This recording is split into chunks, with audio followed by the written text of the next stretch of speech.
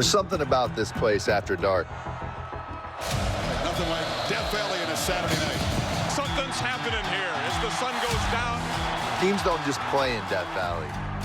They survive it. And since joining the SEC, A&M has never escaped with a W.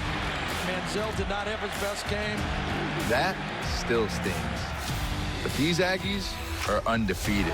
7-0 for the first time since '94. Unshaken. That's why we take it over. And with unfinished business. Bigger baby, 7-0. In their path, every single soul in Tiger Stadium. Touchdown LSU. So let it be loud. Let them scream. Because tonight, the Aggies are not coming in here scared at all. we ain't running from the Valley. We're coming to own it.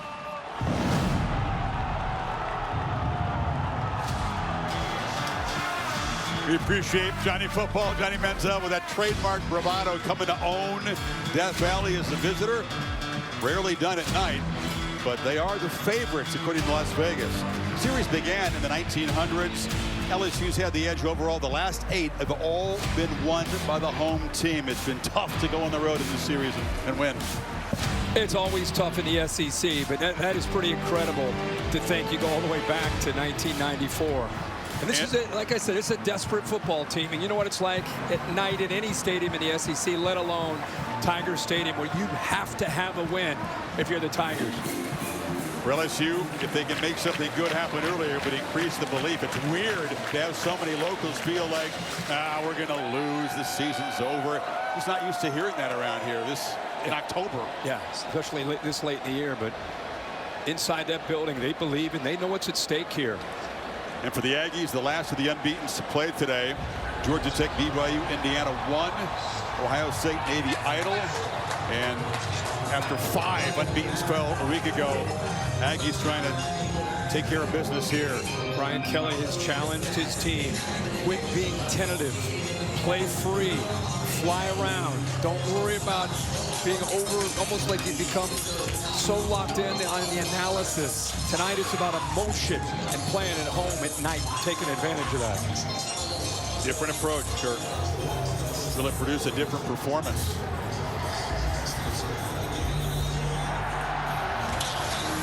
Defenses remain pretty strong. The offense has been sort of a history. Protection for Nussmeier will be a major issue tonight. Every time you look in there, that tunnel, see what's awaiting those players. This is why some guys pick LSU.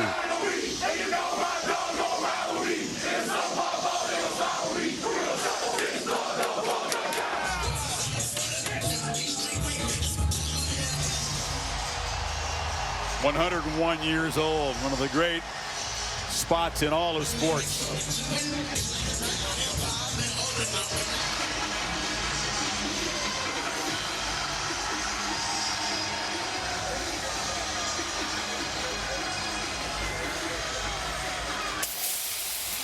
Harold Perkins alongside Kelly.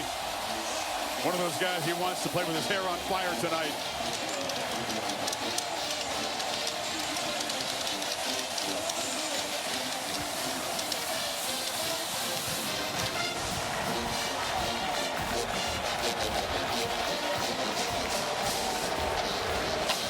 Here come the Aggies. Mike Elko knows that when the smoke clears, there's a lot of it right now over this stadium. When it clears, emotion will take a back seat to just execution and doing your job. It's a football team that has a ton of confidence and belief that they think they can come in here and win. It's not we hope to catch a break. They think that they have what it takes, the wiring to win in here tonight. Well, it is a week that's approaching Halloween, so we'll take you back to 1958, one of the great plays in LSU history. Billy Cannon fields the punt of the bounce against Ole Miss. He breaks 29 tackles. The mythology of this play is incredible. It was the only touchdown they scored. It was part of a perfect season, a championship season for LSU back in 1958. They waited 45 years before their next national championship when a guy named Nick Saban came along. Miles won a title. Coach O won a title. Brian Kelly hasn't yet, of course. Alabama last year, the only team to beat him in a home night game. Yeah, crazy. 20-1. It gives you a great example of this era, how tough it is to do it. Down there in the smoke on the field is Holly Rose. She's from Brian Kelly. Well, Coach Kelly, there is something special about Tiger Stadium on a Saturday night like this. Your record here is incredible. How do you make it difficult for Texas A&M to play here tonight? Records don't mean anything. This is a new day. This is tonight in this stadium. We need the best team for the next 3 hours. This is a really good football team. Our guys are ready to play. They prepared well. Let's go play SEC Saturday night. Thanks, Coach. Brian Kelly also letting us know some big news. They are going to go with a true freshman running back. Harlan Berry will get his first career start. This is a schoolboy legend in this state from Metairie, Louisiana. Over 8,000 yards rushing in his high school career. His first start tonight. And Coach Kelly said he's earned it. He's the most explosive. He's picked up the pass protection rules. And this young man is ready to rock. 18 years old, comes from a small school down there in New Orleans. As you said, Holly, a legend, more than 8,000 rushing yards. But this is the Aggies defense. This is the SEC. Can't wait to see how the young guy handles this big stage. I remember them talking about him week one, just like any true freshman. He had the ability to run the football, but he's really improved his pass pro, and that's why he's going to get the opportunity to protect Garrett Nussmeier when he passes and run the rock when he gets called upon. LSU is going to get the football first. A&M won the toss and deferred. Boy, it's been sloppy and rainy. Now it's downright pleasant. 74 degrees. A chance of rain, but not a great chance. Here comes the light show.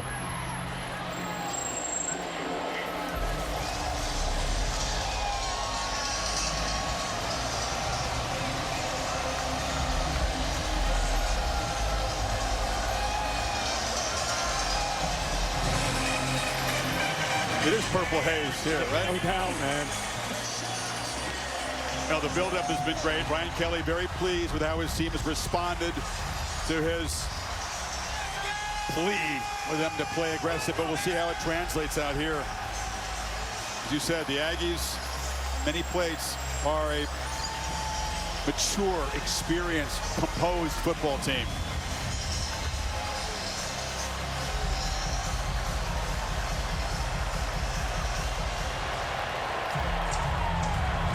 Jared Zirkle.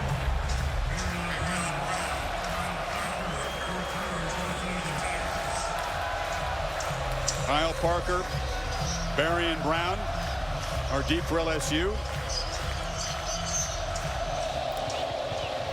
And the kickoff will sail deep into the end zone.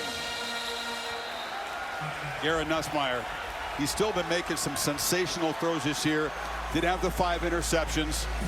What does he have to do tonight against this very aggressive pass rush that wants to rob him of time and rattle his cage? Well, it's easy to look at him, but the offensive line's got to play a lot better. They got to help establish the run game and protect him. But as far as his play, got to be decisive. Get the ball out fast, and most importantly, stay ahead of the chains. A&M, one of the best in the entire country on 3rd down. Cassius Howell, number 9 for the Aggies, one of the top pass rushers in the SEC. He's a menace.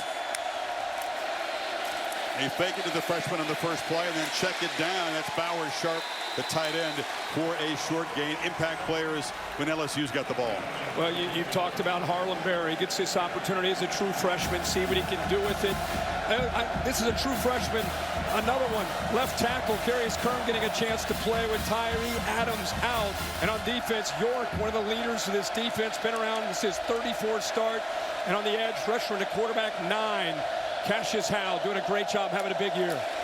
These second down plays become important because the Aggies are tremendous on 3rd down. But Berry, the freshman, breaks loose and says, yeah, I'm ready for this stage.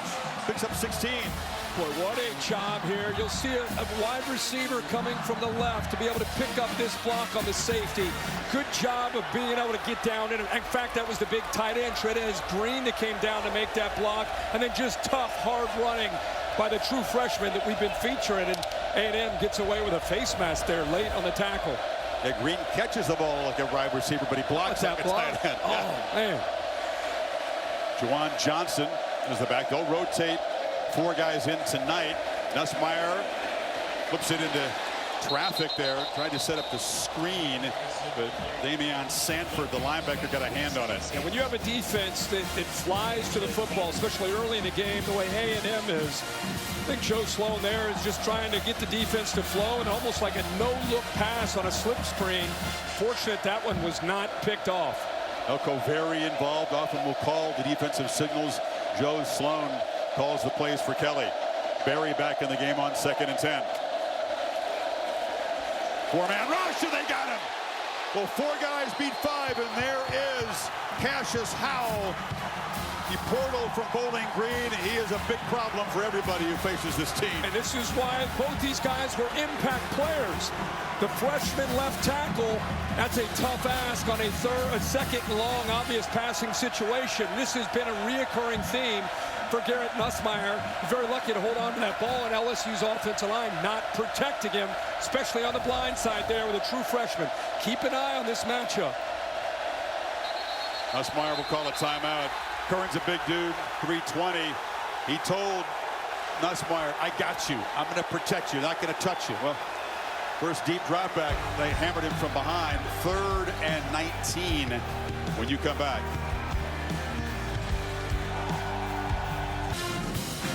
Well, there's Cassius Howell, who's talking right now to the true freshman who he went by, Carius Kern, letting him know this is before the timeout. Yeah, man, it's going to be a long night for you, especially if you're not going to get any help. Davis, the other redshirt freshman tackle, comes over. Then he's looking up receivers. This just gives you an idea of the emotion right now on this field for both these teams. Howell led the MAC in sacks a couple of years ago, backed up guys like Nick Scorton and Shamar Stewart for the Aggies last year, ready for his moment. Here he is again.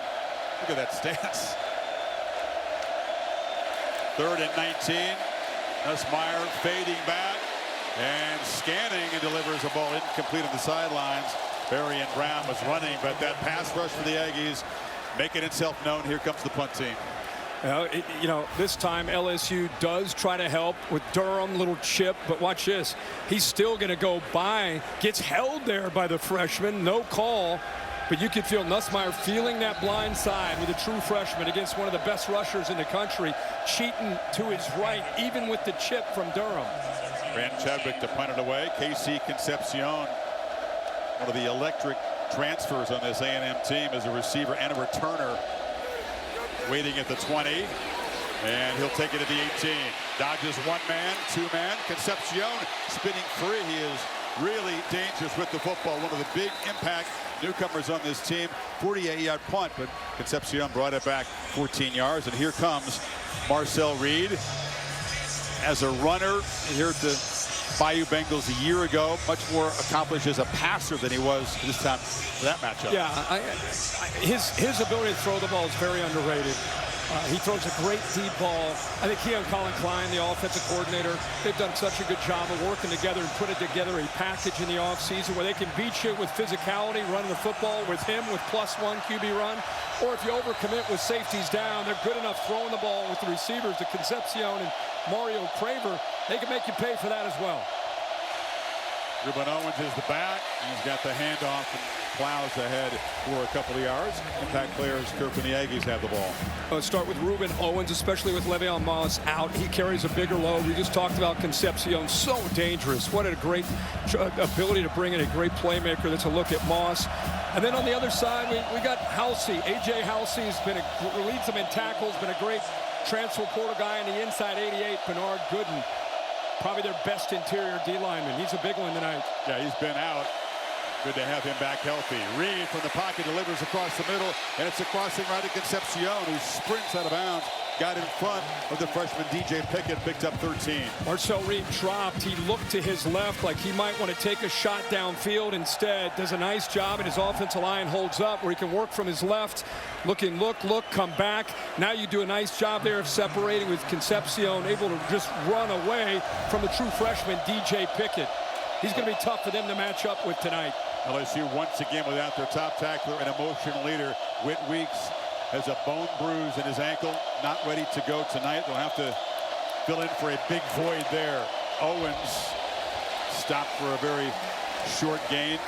Colin Klein calls the plays for the Aggies. Does a great job doing that. And Blake Baker, they've gone each other 4 years in a row, twice in the Big 12 and then the last couple of years in the SEC. And we can't see, that's right, we can't see him communicating. He's going with a little bit of tempo here. There it is right now. He still has the ability to talk to his quarterback until 15 seconds, even though they're up at the line of scrimmage, and they have been for about 10 or 15 seconds. 2nd and 9. Ball out quickly, spit to the edge. It's Theo Mellon-Orstrom, the big Swede, and the tight end. First down yardage at the LSU 41. Did a nice play design there, using motion late. It's soft coverage. Love the way Marcel Reed just played all year in command. Such a good field, very decisive. Anytime you see a quarterback get back and the ball comes out quickly, he feels good about what he's seeing and the answers that his offensive coordinator's given him. Tight ends a part of this offense. Run blocking, of course, and also as receivers. Reed buying time, slings it downfield, and tried to get it into Forkatcher, one of those tight ends, who's an effective weapon, but A.J. Halsey, one of your impact guys, was tracking it. Yeah, A.J. Halsey can do a lot of different things, and one of the great things he does is play center field. Just read the quarterback's eyes. Good attempt here. Dangerous throw by Marcel Reed because he threw back into the grain of that defense. That's what gave Halsey a chance to be able to catch up to the ball and knock it away. Marcel Reed scrambles to throw. So defense, you better plaster downfield tonight against Reed. Owens in the pistol on 2nd and 10. LSU's showing some pressure. Got to hurry here. Play clock at 1. Reed rolling out and wanted to launch downfield. Just takes off. Marcel Reed racing to the pylon. Makes a cut and dives for the end zone. Touchdown A&M.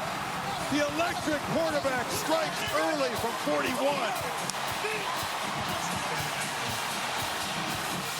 Now this is undisciplined eyes from the second level of the LSU defense. Make sure he gets across here at the end, kind of gets tripped, dives clearly across, and a touchdown. And this is the danger, the unpredictability of Marcel Reed. He plays within the confines of the offense, but also does a great job at creating. And you know Blake Baker, he's a great defensive mind, but his teams can struggle against a mobile quarterback. He had a 60-yard touchdown sprint against Arkansas last week, called back, but he is a danger from anywhere on the field to score with his legs. Absolutely. Chris, what I want you to watch is you have both the safeties. Just keep an eye on the linebackers, rather.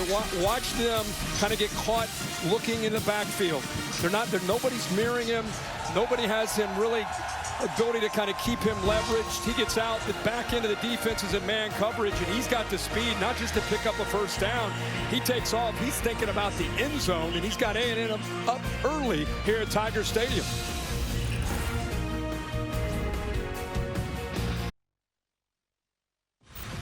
Sunday NFL Countdown production meeting. Randy, no Lamar again tomorrow. Going against the Chicago Bears. Yeah. If they lose this game tomorrow, their season is over. See you tomorrow morning at 10. Chris and Herbie, back to you. Should be there. Thanks. Nice, fellas. Appreciate that. Well, what a start for A&M. Pass rush gets home, pushes LSU back, and the Aggies go right down the field. 68 yards in 6 plays. Longest run of Reed's career. Remember, he had 3 rushing touchdowns against LSU last year. Arian Brown tries to bounce. It does get the edge, and the former Kentucky Wildcat out near the 30. This LSU defense continues to struggle against QBs who can run. That's 3 games in a row coming in. Yeah, of course, Marcel Reed had a monster day last year. We called the game with Milroe when he came in here, and then you mentioned this year, Chambliss, Diego Pavia. These are 2 really athletic and talented quarterbacks. Lenore Sellers also hurt him. That's right, Sellers, and already early here, Marcel Reed sees man coverage, nobody spying him, and uses his instincts and speed to get to the end zone for a big touchdown.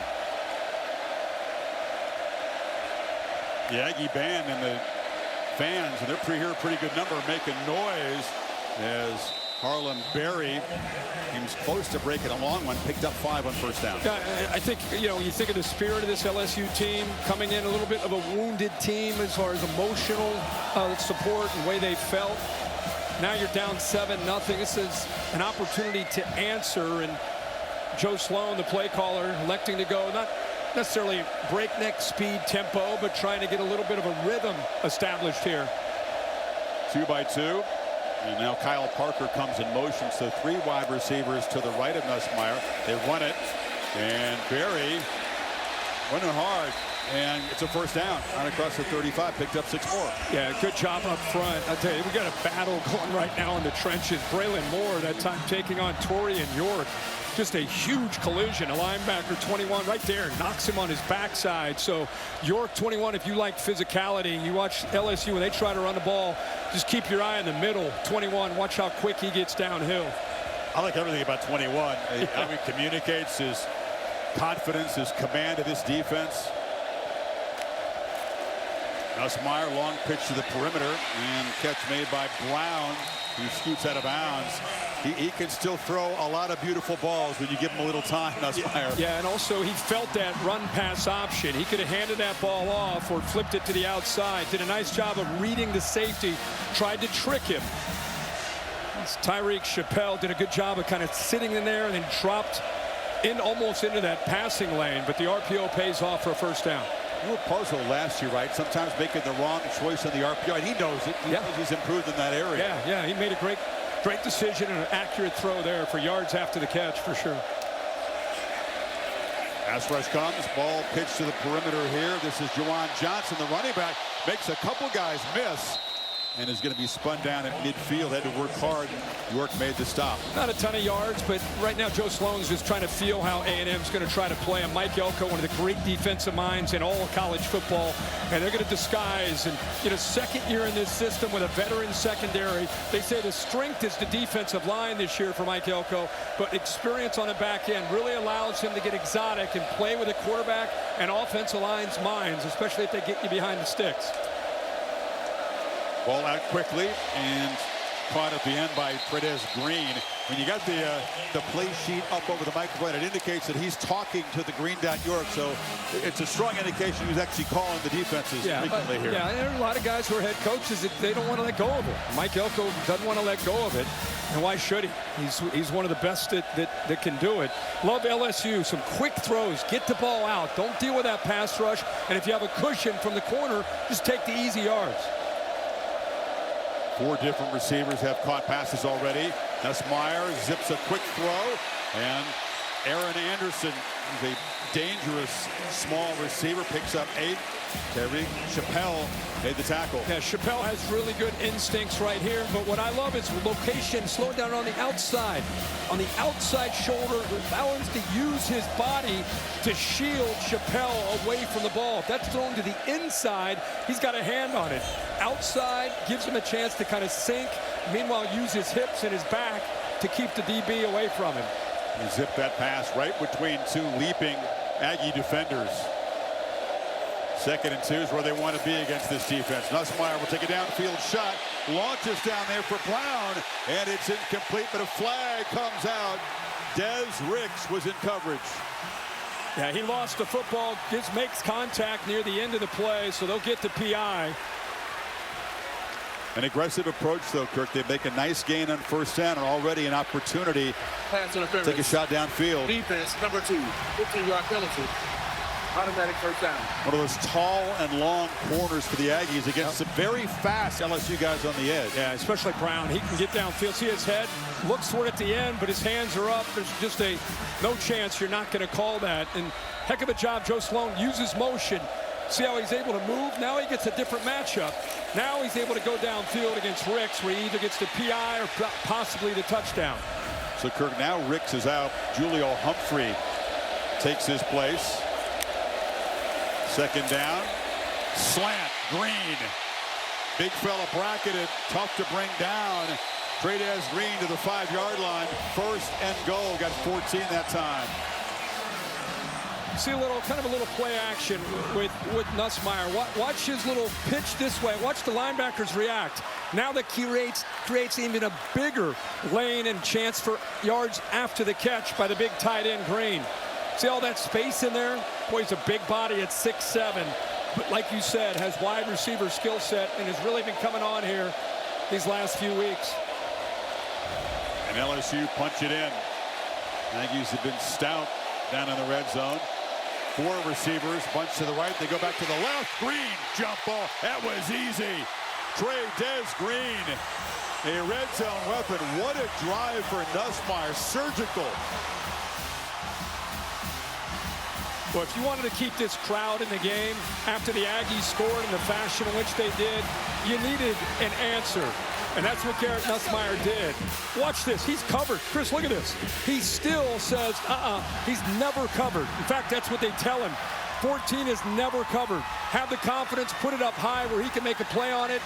Heck of a job there to try to get the right hand in there to knock the ball away by Will Lee. But he's able to secure it, and the Tigers have an answer. Big body, strong hands. Ramos for the PAT. Nussmeier 6 for 6 on that 74-yard answering touchdown drive. Good start here in Baton Rouge. 7 apiece. Aggies and Bayou Bengals.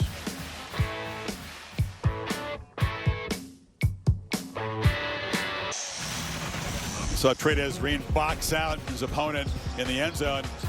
Great hooper. Playing defense.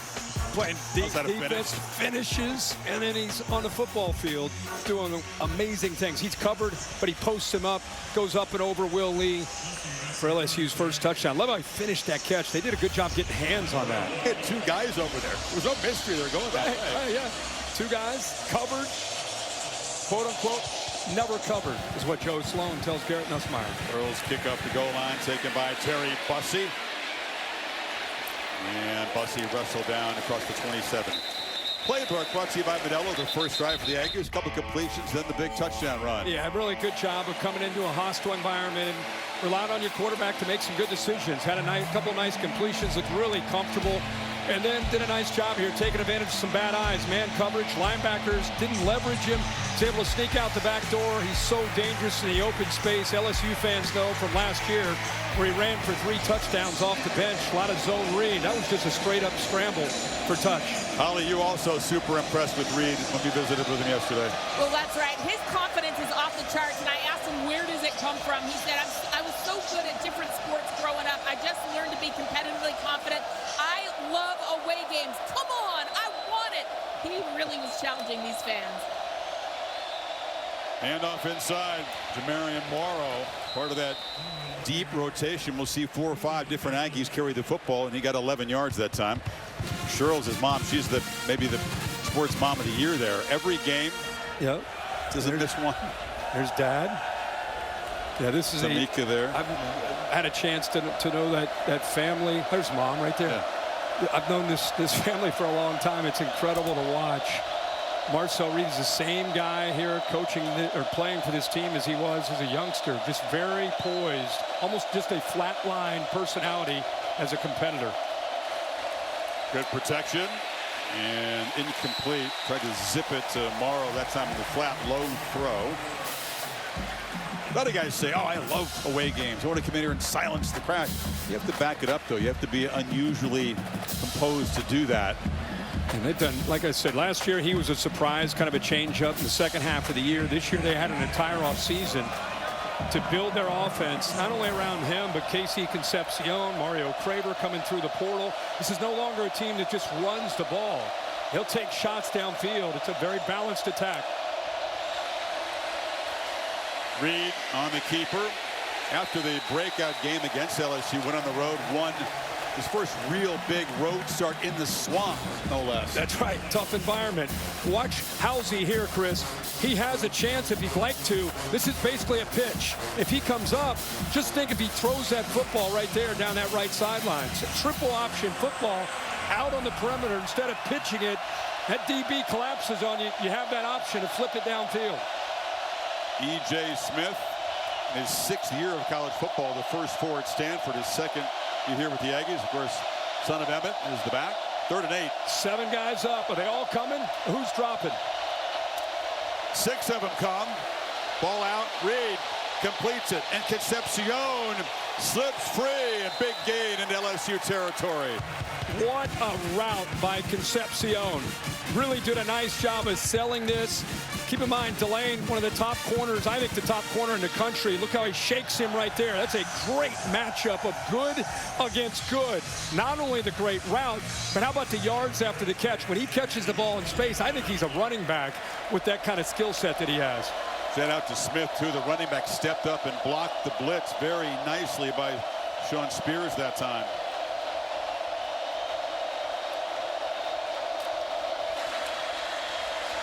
They fake it to E.J. Reed again. Dances free. It's so hard to contain. He's got the speed, but he's also got a lot of wiggle. Missed tackle by Harold Perkins that time. Yeah, Perkins is playing more linebacker tonight. They want to see him. You know, didn't have a great game last week, but he's got to be able to make plays in space. Much easier set up here than down on the field. Trying to rip at the ball there was Tamarcus Cooley, but a heck of a job by Marcel Reed. Not just the movement being elusive, but the awareness to take care of that ball. Perkins was the green dot. They made it change. Didn't have to worry about the coach's communication. They wanted him just to play fast because he wasn't playing fast in that game against Vanderbilt, and he is a very fast guy, so they're trying to get him going tonight. Yeah, I think they felt as a defense they were thinking a little bit too much and almost paralyzed from overthinking. So it was a big focus this week, moving him back to linebacker, just trying to turn Perkins loose, really the entire defense loose. Right now, 2 series in, they clearly have their hands full against Marcel Reed in this Aggies offense. Now it's Mari Daniels' turn in the backfield, the 4th Aggie tailback to see action. Reed pitches far side. Terry Bussey is a versatile piece. At one point he was a DB for the Aggies. Played running back last year, also to play receiver. First down. First down. Heck of a job here by Niblack, clearing out kind of a flood to just kind of clear that corner that takes him with them. And at first I thought you might see Marcel Reed take a shot downfield, watch him kind of, he wants to, then he comes down, basically a check down. But with these receivers, just check it down and let them do the work after the catch. 8th play of the drive. Reed in command here so far in Tiger Stadium. Short throw off target to Mario Craver, another electric newcomer, came from Mississippi State.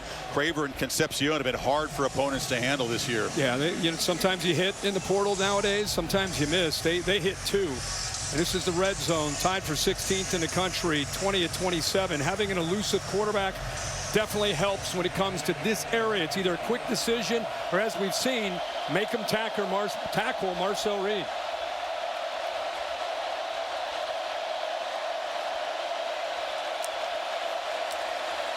The 2nd and 10 run, and keeps it off the left side.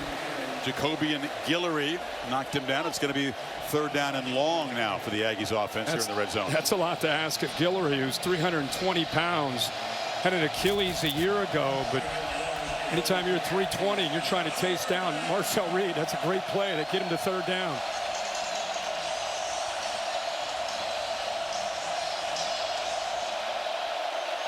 Final minute of this first quarter.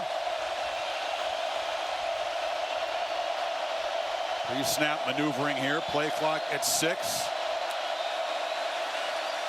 Tigers back off. Reed tries to make a play in the move. Throws it end zone. Touchdown. KC Concepcion from 15 yards out. And A&M back on top. Well, again, what a job by this offense. Patrick Payton looked to have a chance at getting to him, but Marcel Reed has more strength than you realize. He's able to pull away from that threat and had a really good feel of when to get out of it. And then the eyes downfield, we mentioned he wants to scramble to throw, and he hits it. Concepcion, it was interesting. They said they had to convince him to come watch a practice. Elko said he'd watch Reed run around and thought, I'm not going there if the guys are running quarterback. No, come watch this guy throw in practice. He did. He was sold. Absolutely. Let's take a look at the AT&T clicker. There's a trips formation to the right, and he's to the inside right here. The pressure will come from here, and you'll see him step up away from that. But watch Concepcion. He kind of sells it like he's going to the outside, then gets vertical. There's the pressure. Good job of the redshirt freshman giving him a chance to survive. Now, instead of taking off, he sees Concepcion, who, by the way, the entire time, alone in the back, space to work with, on time, and a good job of stepping back to his quarterback to make sure that's a touchdown. 7th touchdown reception for number 7. And the Aggies 2 for 2, 75 yards in 10 plays. Now, they've all been watching this for a long time.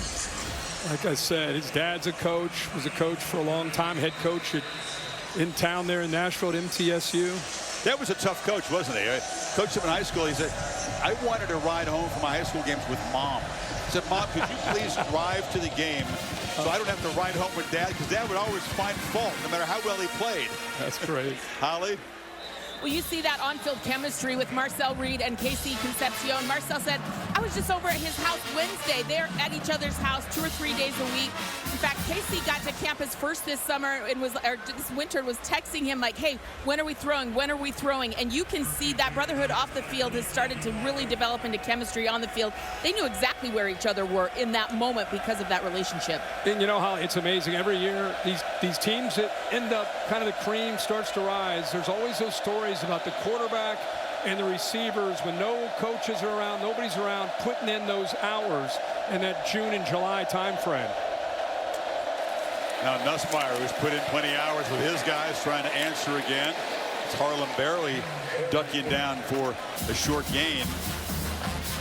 Well, we saw the Tigers respond with an answer when it looked like A&M might be able to really silence the crowd. They were able to drive the length of the field and put a touchdown on the board. Very few offenses have had this kind of success against LSU's defense. They've struggled to score points, but the defense has been stout. Major challenge tonight. Nussmeier probably can sense that. It's going to take quite a few points to win this game, and he finds Aaron Anderson for 14 yards. Entertaining, frenetic first quarter here on the Bayou. 14-7, Texas A&M after 1. We'll be back after this message and a word from your local ABC station. You are watching the SEC on ABC tonight.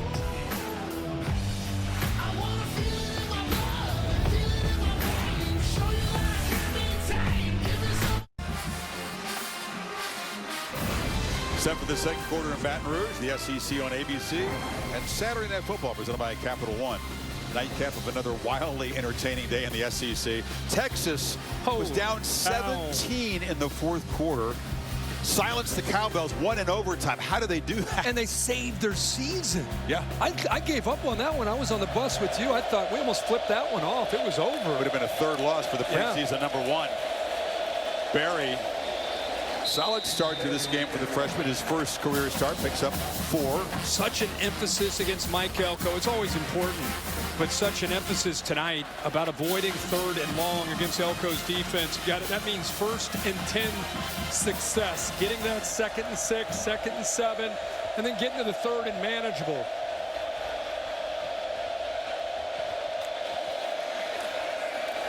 Four-man rush. They twisted and they got home, and Cassius Howell has knocked down Nussmeier for a second time tonight. It's slow to get up, but they go empty.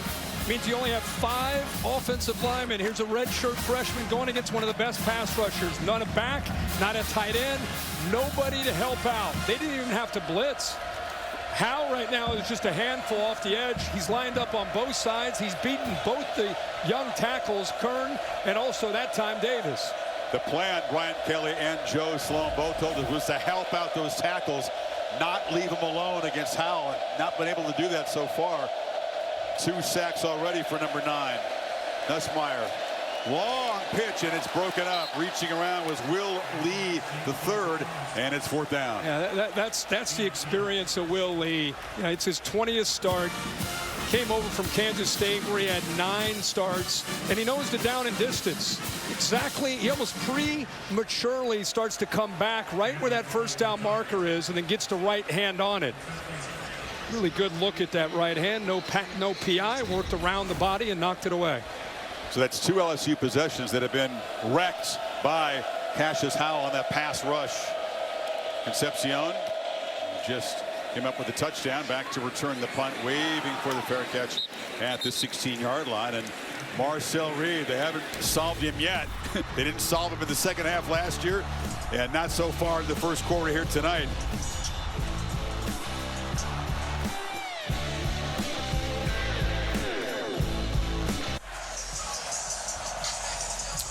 Monday Night Football in Kansas City as Mahomes and the Chiefs host the Washington Commanders, who will start Marcus Mariota.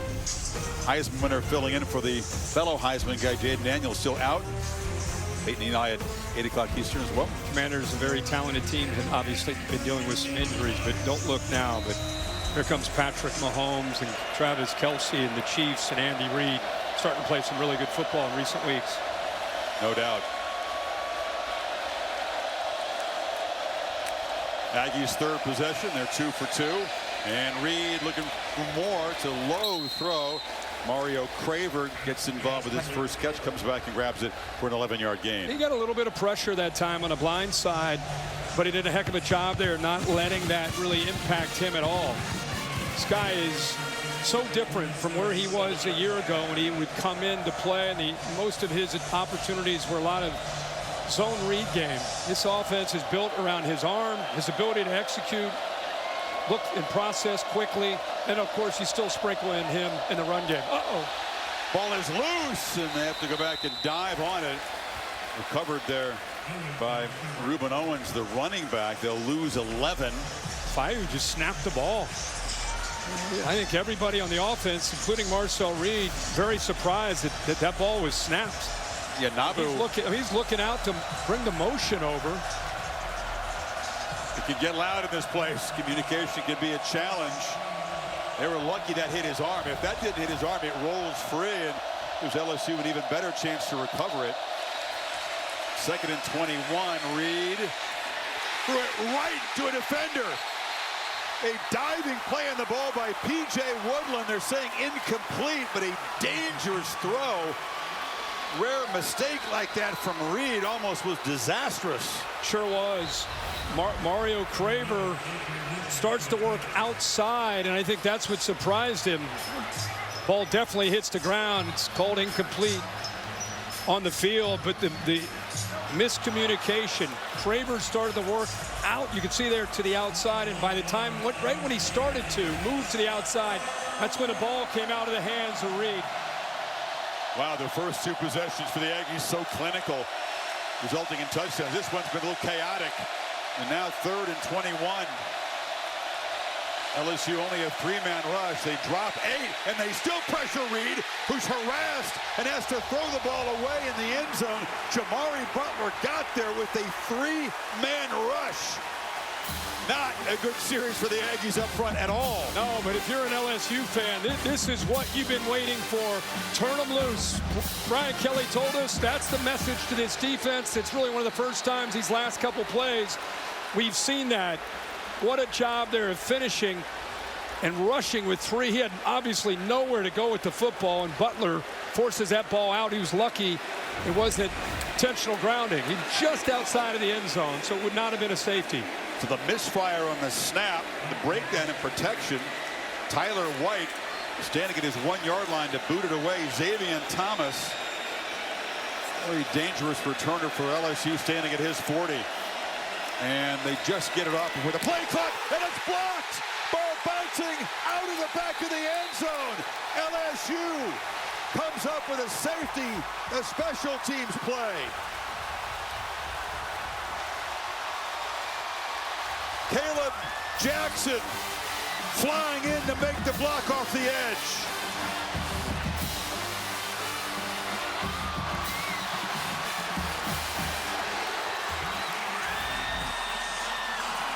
They got an overload to the right. Look at the late movement. That late movement by those two defenders at the second level, freed up Caleb Jackson to get through. What a well-designed, all-out punt block. And the way the lefty White, very methodical on that, but a free runner gets home. And LSU on the ropes defensively comes up with a stop, and now the punt block for the safety.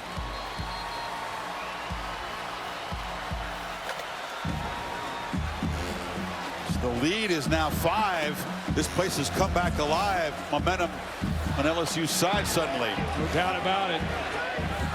Mike Elko and the Aggies had taken a crowd out of the game with the way their offense was playing, and special teams, LSU's defense making the plays, rushing 3, dropping 8. You can see how frustrated.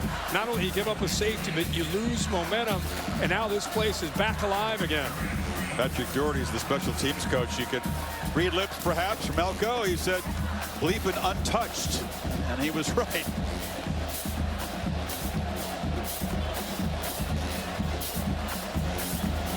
So Zirkle, the free kick from the 20. Brown standing at the 15. Pretty good boot. And Brown escapes briefly, but not as good a field position as they'd hoped for maybe at the 33.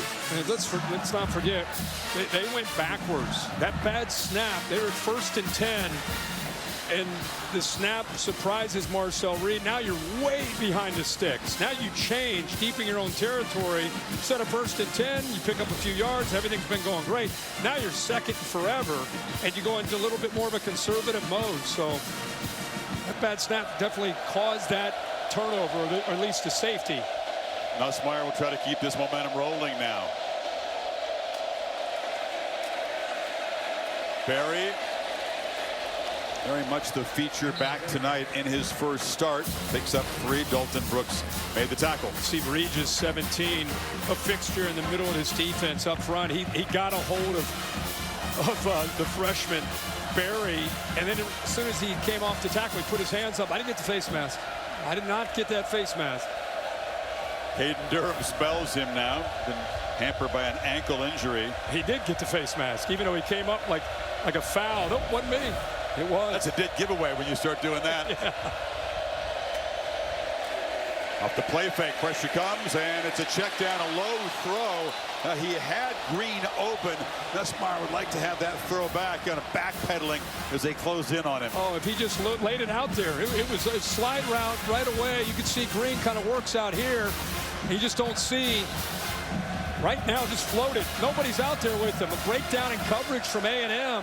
They lost him. You see this all the time in college and pro football. That slide route on the backside out in the flat. Nobody ran with him, and he missed it. Surrounded by green grass. Get it out early. Had the ball gotten to him. So instead of a big gain, it's 3rd and 7. Aggies showing pressure, and they bring it. Ball is out quickly, and the catch is made, but Kyle Parker is drilled right away. Just a 3-yard game. Chappelle showed up to make the play, and it's 4th down. Again, what is Mike Elko known for? There's concern, obviously. Been hurt all year. Yeah, that's that left ab. That's the injury that really plagued him, affected how he threw the football. He appeared to be holding that area, Kirk. You can see real quick on this replay, bring the pressure late. Freeman on the left. That's the hit that really caused the pain. You can see also gets stepped on.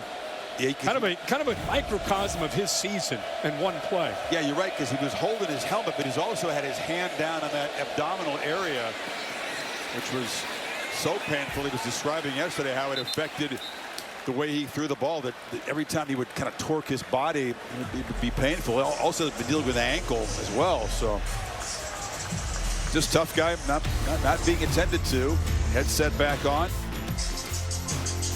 The Aggies take over. Still up 5.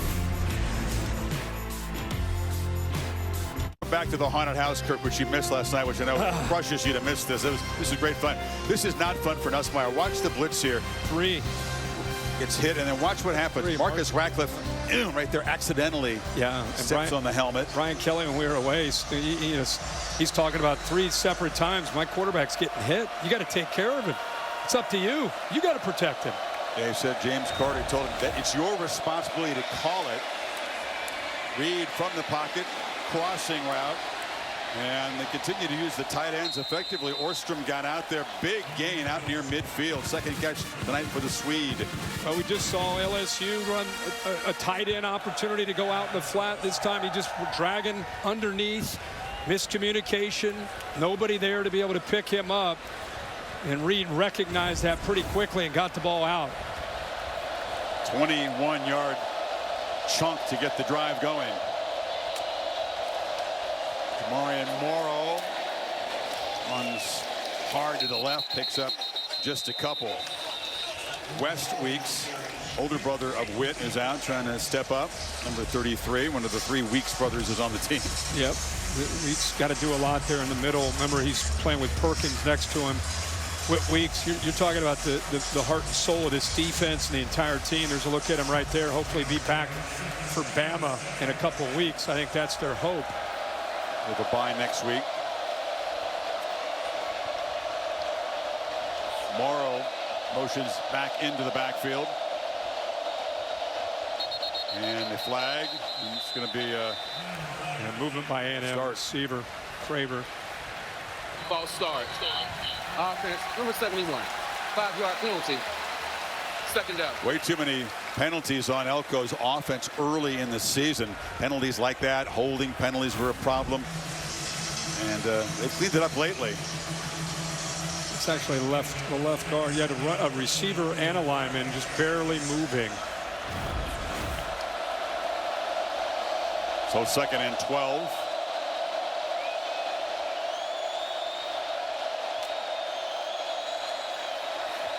Reed zips it to the sidelines, and the catch made by Craver, knocked out of bounds near midfield, picked up 5, makes it a more makeable 3rd and 7 now.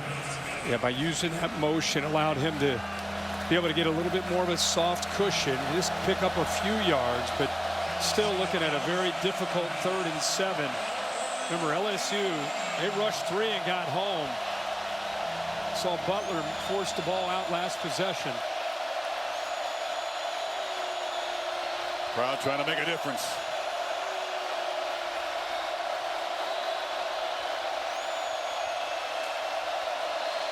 Pressure comes. Reed steps up and launches. One-handed grab by Ashton Bethel-Roman. Still running. Bethel-Roman, the redshirt freshman, gets involved, makes a huge play. Brought pressure up the middle, but watch them pick this pressure up. Gives Marcel Reed a great pocket to be able to step up in. Heck of a job. Whoa, very close to taking that chance of going up and over the defender. But it pays off. Just clears P.J. Woodland. And a 3rd down and 7 conversion, and one of the great catches of the weekend by Roman got 47. Son of Greg Roman. So 1st and goal. Reed zips it incomplete. It was a fastball off the hands of Concepcion. Woodland was in coverage. Got that in there. He had a chance. Looking it off, comes back to the backside, which is right on the money. Over again, the safety. It's a couple throws he's taken a chance on and able to get through that 2nd level. He can spin it, as they say. Oh yeah, he can. Remember, his legs always a threat down here. You better spy him. Hands off, and Smith, initial contact, able to move forward, but it's going to be 3rd and goal. Got just a yard. Guillory on the stop. Yeah, Patrick Payton made that play. Not going to get credit for it, but it's completely blew that tight end up. What do you do now if you're the Tigers? You obviously got to keep an eye on 10. It's an empty backfield as it stands right now. Of course, you give him the threat, let's spread the field out, give him a chance to throw it or take off and test that LSU defense. Big cushion on the left here.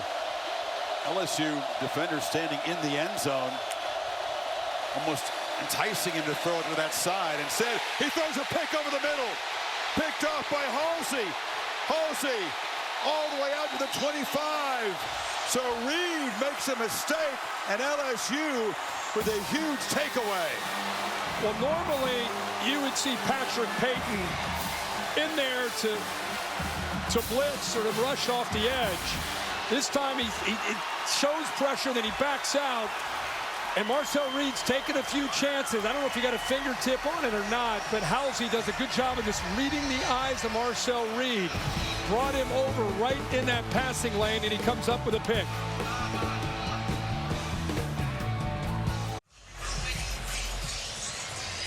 AJ Halsey's a ball hawk. He's been looked at in the medical tent, but his second pick for LSU, 9th of his career. Huge moment as LSU comes up with a takeaway when the Aggies were trying to extend the lead to double digits. Nussmeier took a beating last time, remember, back in the game, flips it down, and Bowers Sharp, the tight end, is going to be tackled behind the line, lost 2. You and I were looking at this at the break. Halsey does a nice job here, but I think Marcel Reed makes a mistake by predetermining to throw this football to the tight end. A little stick nod, and I think he thought he would beat the linebacker, but he lost sight of the safety, Halsey, who was just reading his eyes and playing center field, came right over to step in front of that throw. So the first mistake of the night by Reed. He was a ball hawk with the Houston Cougars. 7 picks there, and now 2 for LSU. Durham runs inside. It appeared that he injured his shoulder. You can kind of lift read one of the athletic trainers somewhere as he was knocked down. Paid a visit to the medical tent. Now he's back out. Holly, what do you have? Hey, my sources down here telling me Stinger, he should be fine to go back in. Okay, that's good news. Appreciate your sources, Holly, and your reporting. But suddenly, again, the defense makes a play. Kirk, they got momentum behind the 6 now. 3rd and 13 here. Everything they want to avoid. It's been a problem all year. The average on the year is 7.7, which is a long way on 3rd down. Aggies have forced opponents into a whole lot of 3rd and long. That's why they have the best 3rd down defense in the country. Just 23%. They break down these 3rd down situations. Offense, number 0, 5-yard penalty. 3rd down. And there's a huge tape of 3rd and 7 plus against this A&M defense. That's right. That's right. And that's why they're one of the tops in the country. They're 3rd in the nation in 3rd down defense. You come into the night averaging LSU's offense 7.7 on 3rd down, which isn't great. In fact, it's 114th in the country. Tonight, they're averaging about 3rd and 14 on the night. Tough to keep the ball. It's a big emphasis that Brian Kelly talked to us about, converting and possessing the football. How about 3rd and 18 after the penalty? Aggies rush 4, ball out quickly, but a long way for Aaron Anderson to go, and he's going to be bumped out by Chappelle. So here comes the punt team. Yeah, he's going to be fired up. Some boos from the crowd. And there's a flag down in the secondary.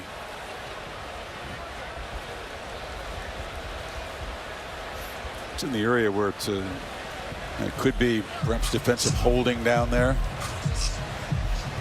It's a long way from where the quarterback was. Xavier Thomas was downfield trying to make a block, and he and the A&M defender Chappelle were kind of going back and forth, grabbing the jerseys. Personal foul, unnecessary roughness against the defense. 15-yard penalty added to the end of the run. 1st down. Wow, that's a crusher. The punt team's on for LSU, and a dead ball personal foul gives LSU new life to the 42. And I think it might have been Des Ripps, who was really on the bench of the LSU sideline, and it came well after the play. Let it roll, and then you'll see a couple defenders go into the sideline. Watch right here, a little push. Ricks number 2 up to the right of the screen. Yep, up to the right. And Nussmeier taking a shot downfield. Looping throw, catch made by Berry and Brown. Deep shot. He beat Ricks that time, and LSU was set up. Well, good job here by Nussmeier. He gets a safety, kind of cheating up, so he's got one-on-one. He just puts it up for his receiver. What an adjustment late. I don't even know how he saw the football. 41-yard strike. Jeez, what a catch. Fought through the hand fighting of Ricks. And I don't think he saw that ball until the last few moments to be able to secure it. LSU receivers, a lot of drops this year, among the leaders nationally.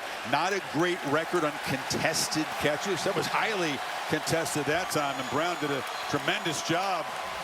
What a swing. That personal foul, we think it was Rick's, not clear, but gives the Bayou Bengals new life, and then a 41-yard strike, and they're going to be set up in the red zone here. Have a look here. I think we're going back. Des Ricks gave up this big pass, and you go 2 plays earlier. I don't think he cared for that little push there by Barry and Brown.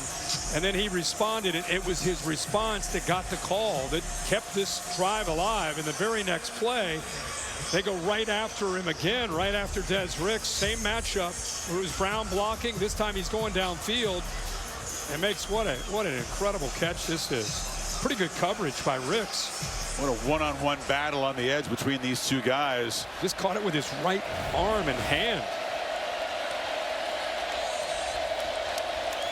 First down from the 17. Nussmeier steps up, throws end zone. He almost threw a pick. Tracking back across was Dalton Brooks, the safety. You know, you see that throw right away, you think, boy, what's he thinking? But I think it was tipped up close near the line of scrimmage. Yeah, that ball clearly is tipped. Looked like an easy pick for Brooks, who's a really good athlete, but right there, that ball's going to go anywhere.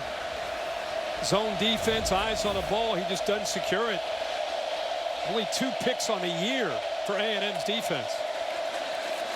Now they hand it off to Barry, and the freshman bursting down inside the 5. Brian Kelly said he's earned the start, and he looks the part, 13 yards. Great job on the right side. Josh Thompson, a Northwestern transfer, and Weston Davis, combination block. And then on the backside, he's able to kind of locate. This is really good vision for a true freshman. Just kind of presses the hole and waits for that blocks to be established. Colin Eccles, who's involved in that block, is now having his ankle looked at on the field. It'll be 1st and goal for LSU. This drive extended by the penalty and the big 41-yard strike to set it up. Looks like he'll have a chance to be able to come back at left guard, but that right side with Davis and Thompson, a great block. You know, left guard spot's been a problem all year for LSU. But I tell you, against this sophisticated A&M defense, holding up pretty well. You got a true freshman at left tackle. You got a redshirt freshman at right tackle against this defense. That is tough. Paul Mubenga steps in for Eccles. Empty backfield. 4 receivers stacked to the right. Got Green off to the left. He threw it that way before. Now Nussmeier's going to run it. Nussmeier tried to weave his way inside, had to bounce it back, and he'll take a loss. Noah McHale, the tackle for loss. Yeah, nice job here on the edge. I think that's really what blew up the timing of this. He needs to sell this as a pass, but he just doesn't have the time to do it. A&M got penetration so quickly, it forced Nussmeier, who, by the way, has been dealing with all kinds of injuries. They want him to use his legs when it's ready. That's a design QB draw to catch the defense off guard with that quad formation, but they were ready. 2nd and goal. Barry, hesitation, makes a cut. Freshman in the end zone. LSU reclaims the lead.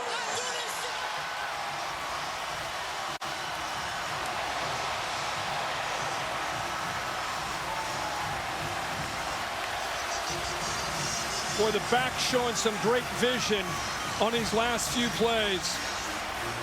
They warned us, players and coaches telling us about Harlem Berry and what he could do. They wanted some energy in this run game. Well, fans of St. Martin's Episcopal High School, which is a 1A school, said, we could have told you. We could have told you Berry was good, and he was ready for this. But you can't overstate. You could see Elko's face, how disappointing that was from the A&M perspective. That penalty, as the PAT, by the way, doinks off the upright, and the lead is still 1. Ramos, very reliable kicker. They got a piece of it, it looked like, before it hit the upright. Whew. So special teams on both sides a little shaky at the moment. Let's take a look at the AT&T connected clicker. You're going to see a DN collapse down. There's no edge to the defense, and really good vision by this freshman. See how he presses the hole, but he's not just going to run it right into the teeth. Instead, he's able to find grass to the backside, sees that in, had collapsed, and then it's just him getting north and south and having a nose for that goal line. Really good vision, good instincts. You can just see it as a true freshman. Torian York, very productive tackler. He was right there kind of trying to break it down, and the freshman said, zip, I'm too quick for you. And here's what happened on the extra point. Looks like it was partially deflected as it was in Regis in there. May have gotten a hand before it doinked. But anyway, LSU, 75-yard penalty-aided drive in 8 plays. And LSU back on top by 1. Holly, impressive play so far from Marlon Berry. That's right. We talked to the coaches. You know, you come in this heralded from Metairie, Louisiana to a place like LSU, and they said he has no diva behavior. He is a hard worker. He's quiet, and he is really into being better every week. He's earned this start. But I actually talked to his mom before the game, Tanika. She was so excited for him to get the start. And I said, what do we need to know about your young man off the field? She said, he's a praying young man. He's out here making some really great moves so far. He looks comfortable.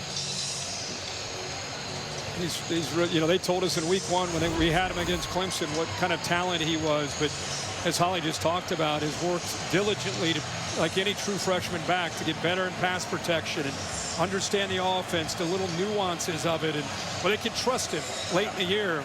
You're seeing that. As a pass catcher, that was natural. He caught a lot of passes in high school, but pass pros, he said that's what you really got to make sure the freshman's ready for, especially when your first start is against a defense as aggressive and as good as A&M's is.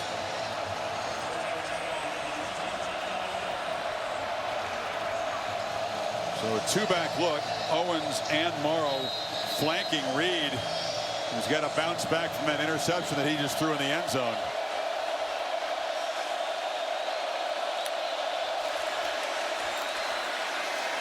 Handoff, right side. Owens picks up about 5. And just think, if you're an A&M fan, it's 3rd and goal from the 3-yard line. Interception. This could be 21-9. So you have that play. Then the 3rd and 18, they stop him. Mike Elko's ready to get off the field. Dead ball, personal foul. And the very next play, a 41-yard completion to set up that LSU touchdown to give them the lead. As expected, it's been an emotional game. There have already been some dramatic momentum shifts. Aggies trying to get something here before halftime. Got 2 timeouts and the 2-minute timeout to work with. Pressure. Reed got the ball out. Catch made on the end. Craver. Oh, Craver flashing the speed, just brought down, picked up 20, but wanted to take it the distance. And you know, he told us about playing baseball when he was a youngster. He needed it here because the shortstop background comes in handy. Nobody picks him up. That is, you see that in the NFL every single week from the greatest to do it. Marcel Reed felt that pressure, got out of the fake, kind of aborted it, and that sidearm flick to be able to get the ball out there to Craver for big yards after the catch. Watch P.J. Woodland. If he doesn't make the tackle for LSU, that's a house call. He was the only guy between the speedy Craver and the end zone. 2-minute timeout. Really good first half here in Baton Rouge. Aggies on the march trying to retake the lead before the halftime.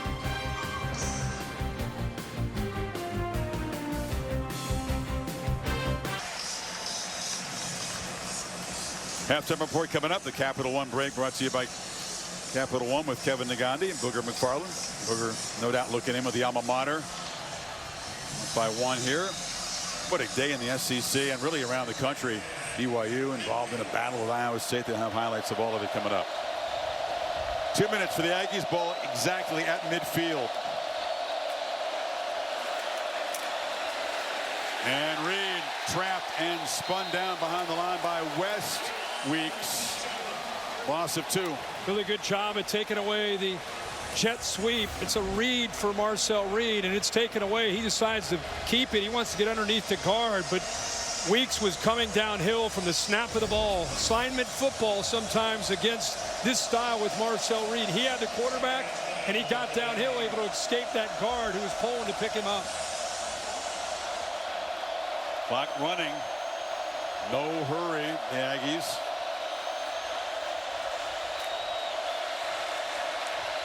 And the ball batted in the air, intercepted. Deflected off the edge and picked off by Harold Perkins. Man-sword delay, and the lockdown corner got a piece of it, and Perkins was there. And they charge him down to the student section to celebrate. Well, Mansour Delane, maybe one of the best transfers in the country, came over from Virginia Tech, where he played nickel and some safety and corner. He's right here. We all know what kind of cover man he is, but here he shows you the timing, kind of disguising this blitz late. Really a roll of the dice, because look how deep the safety is. If Marcel Reed gets that up and over, there's some room to run, but Halsey took that cushion away. Would have been a bang-bang play if he, in fact, got it over. But two great plays by LSU DBs, Halsey and Delane there, to give this Tigers defense some life and get the ball now back to their guys, see if they can get some more points. Takeaways and back-to-back possessions. One interception in the end zone to kill a threat. The play clock did not start on my signal. And now this one to give LSU the ball, the plus 49. They've got 2 timeouts in a minute 14. And a veteran quarterback who knows how to handle this situation. Can they protect him? You have confidence in Nussmeier and his receivers. Will he have time with the freshman tackles? Well, they move the pocket and get the ball quickly on the edge to Kyle Parker, who's brought down by Chappelle after about a 5-yard gain. And Mike Oko not sitting back at all. He's not going to play soft. They bring pressure. They blitz, play straight up man-to-man. Zero coverage, no safety behind. Second down play. Durham off the right side, still going. Caden Durham lowers his shoulder, delivers a blow, and it's into the red zone before Dalton Brooks got him. Well, Nick Anderson, the transfer from Oklahoma, has a huge block that time, and Durham seems to have his health back. He's been hobbled and slowed in the last few games with an ankle. That time kept his balance and got down that right sideline. You've seen the freshman Berry step up and make a big impact. They put the sophomore Durham back in there. Timeout is taken by LSU. Scoring position try to add to this 1-point lead. The previous play where he got out, his safety, Marcus Ratcliffe, he comes downhill in a hurry. And watch what happens to him when he starts to cheat down. Watch 4. Bang! Nice crack block, make the corner miss. And I think Durham getting healthy, maybe Berry getting the start as a true freshman. Here's a good look at it there. Nice job keeping his head in front, and a good shake of the corner. Will Lee block the safety, make that corner have to tackle a really good back. But like I said, Caden Durham's had an ankle. He's kind of lost his twitch. Shaq, he's fired up. We're fired up to have Shaq and the guys on ESPN. At 28 yards for number 29. And LSU set up here with the first down. 34 seconds, the 1 timeout. You want to hold on to that as long as you can. Got to be smart here if you're the quarterback, Garrett Nussmeier. Durham in motion. Nussmeier looks back to the right. And Aaron Anderson really couldn't work through Cassius Howell. The pass rusher dropped into coverage that time. Has an option route there, and depending on the leverage, he can work to the outside or the inside. Garrett Nussmeier saw grass to the middle, and Aaron Anderson, he just kind of settled. Second time we've seen those option routes in the interior, not quite on the same page with Aaron Anderson. A chance for Nussmeier to take a breather here, collect himself. Plenty of time on the play clock. 2nd and 10. Moved Anderson up top. It's Green who motions across. They run it to Durham, who darts forward and is knocked down after a 3-yard gain. Can spend a timeout here. Brian Kelly right away wants to use that timeout. No, the Aggies got off to a very quick start. Marcel Reed, longest touchdown of his career, 41 yards. They jumped on top. Nussmeier and LSU would come right down and answer. Here's Green with the box out. But Marcel Reed kept it going. The offense was in sync.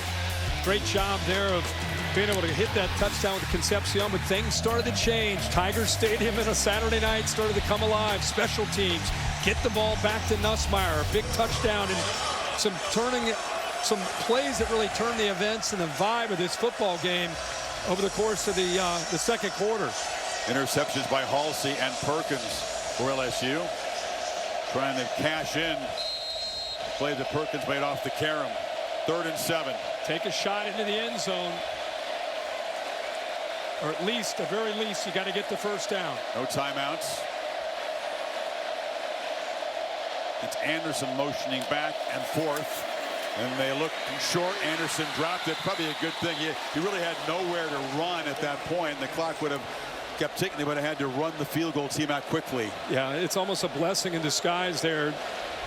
Keep in mind, Aaron Anderson, he's had some injuries, a knee that's kind of hurt him this year. So just not quite in sync with his quarterback. That was an interesting call with no timeouts. And you can tell Brian Kelly wasn't too pleased with it. I thought they'd go vertical and get downfield.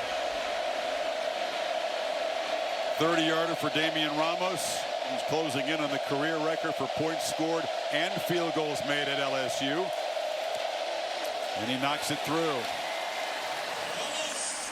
Boy, most of this first half, the A&M offense clicking. They seem to be in control of things, and then LSU turns it, and they're going to take a lead of 4 points into the locker room. Like we said, it could have been very easily 21-9, but the third down interception from the 3-yard line by Reed. We've seen a lot of it. Bad snap, blocked punt, the 2 interceptions. He's turned those 2 takeaways into 9 points. Nussmeier was thinking end zone there, but didn't quite have enough time and timeouts to work with. Any quarterback that's ever played for Brian Kelly knows you're going to have these kind of conversations. It gets very animated, gets emotional. We talked to Garrett about it. He's a coach's son, Doug, who's with the Saints right down the road and raised him to be a mentally tough quarterback. And he said, I've been around it my whole life. I know how to handle it. But he's also a competitor, right? Out in the middle of a battle, when your coach comes up to you, you look him in the eye and you talk to him. That's what Garrett Nussmeier did there. He's never minded tough coaching. He's gotten it really from the time he started playing football. Next Saturday at 3:30 Eastern Time, the SEC on ABC is off to Jacksonville, the game formerly known as the world's largest outdoor cocktail party. Georgia and Florida, as well as the all-new ESPN app and ABC in the afternoon. Doesn't matter what the record is. Florida's unranked, but they will hang with Georgia. You can better believe it'll be competitive. It's always a fun game. Great scene. Boy, Marcel Reed's got to be sitting here wondering what the heck's happened. They were in complete control of this game early. The operation so clean, those first couple possessions.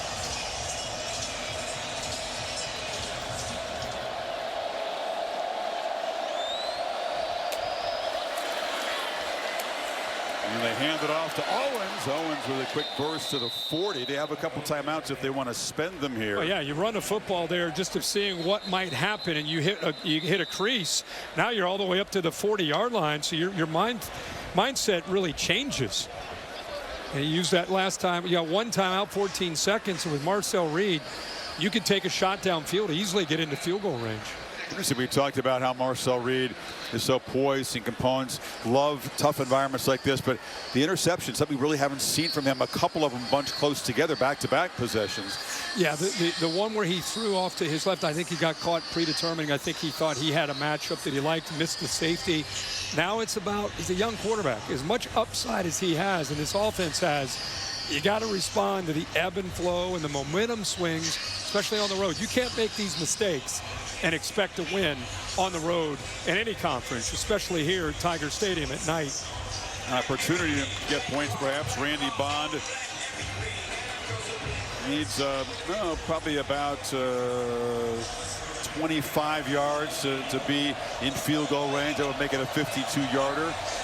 They will get the football to begin the second half as well. Ideally, Chris, you get this downfield, you work the boundary, try to get out of bounds, or get the first down and fire and stop the clock. If LSU comes after him, they're showing pressure. They don't bring it, and it's a check down. Owens makes a cut. Flag is out as he's knocked down in LSU territory at the 49, down to 5 seconds. Holding. Offense, number 55. 10-yard penalty. First down. Ramajay Adams, the right guard, flagged there. So the opportunity to get points kind of dissolving with that play, that call. He's pulling 55, pulling from the right side. Peyton, who's had a really good first half, gets up around his neck. Obvious call. Penalties have been an issue, as we said, for the Aggies. Hasn't cost them a game yet, but that's the 4th for 45 yards. LSU penalized just once. Has not committed a turnover, so a pretty clean game so far from the Tigers. Home underdogs here, but up 4 at the break. And this resilient Aggie team will have to respond. Huge second half in last year's meeting when they scored 31 and turned it around. They'll have to come from behind again. Let's go down to Holly with Mike Elko. Well, Coach, you've got all the momentum, and it really started to shift with that operation issue with the center snap. What happened there, and how do you fix it? Yeah, we got to get on the same page. Obviously, we had a mistake with the snap count. Can't happen. 2 turnovers can't happen. And we got to start tackling on defense. That was my next question. They're starting to get you a gash in the run game. How do you adjust defensively against the run? We have to unblock players at the line of scrimmage, have to tackle. Simple. Thank you. Very simple. I love his interview. Very direct. Unblocked players at the line of scrimmage have to tackle. There we go. Ready, break. LSU up 18-14 at the break here in Baton Rouge. Now time for the Capital One halftime report. And let's go to Kevin Nagandi and Booger McFarland. Set for the second half at Tiger Stadium. Welcome back to the SEC on ABC. Saturday Night Football.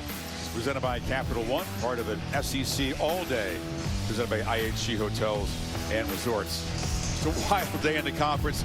Capped it off with what should be a dramatic second half. Chris and Kirk back with you. Aggies get the football down by 4, trying to get the offense going. They were clicking so crisply early. Oh, it was incredible to be able to come on the road in this environment and execute the way they were early. But some miscues, as we've talked about, changed the momentum, and now they get a chance to start the second half and try to get it going with the football. Bussey from the 1. And Terry Bussey breaks free. Look out. Just tackled. Touchdown saving play made on the far sidelines. Aaron Burrow, the kicker, got into position to stop Bussey. You brought it back 43 yards. Well, he also does a good job right away, early part of the return, of just making a man miss. Toviano, 25, coming from our left. Right there, he just shook him. And now you got a gap. Now you got a chance to run and use your speed. And you're right, shoestring tackle, or that one's to the house. What a way. We just talked about opportunity, change the momentum. Le'Veon Moss excited. Get this offense going and give them great field position at about their own 44. Special teams important tonight. LSU blocking the punt for a safety. He's got a hand at a PAT, which then doinked off the upright. And now this return. 2-back look. Owens and Morrow. And Reed takes off. Marcel Reed weaving his way into the LSU secondary. Picks up 14. Well, we'll go back just to show, just in case you're tuning into this game. Marcel Reed up 14-9. Have some miscues. Threw an interception. Now you got a blocked punt. There's the pick on 3rd and 3 from the 3-yard line. A penalty. That's after they got off the field potentially on a 3rd and 18. And then there's the tip ball where Perkins ends up coming up with the interception. But they're off to a good start here, Chris. Getting that 2-back look. And again, they don't hand it off. Reed rolls the pocket and has to throw it on the ground. There was nobody open. Morrow was covered well in the flat. That's a coverage sack. Really, really effective that time. It's a tough group of receivers to be able to match up with, but they did. Safety sitting in the middle, kind of leveraging the crossing route, nowhere to go with the ball. And then they do a good job not letting him escape with his athletic ability and speed. That time, doing a much better job of mirroring him to not give him that option to take off and go.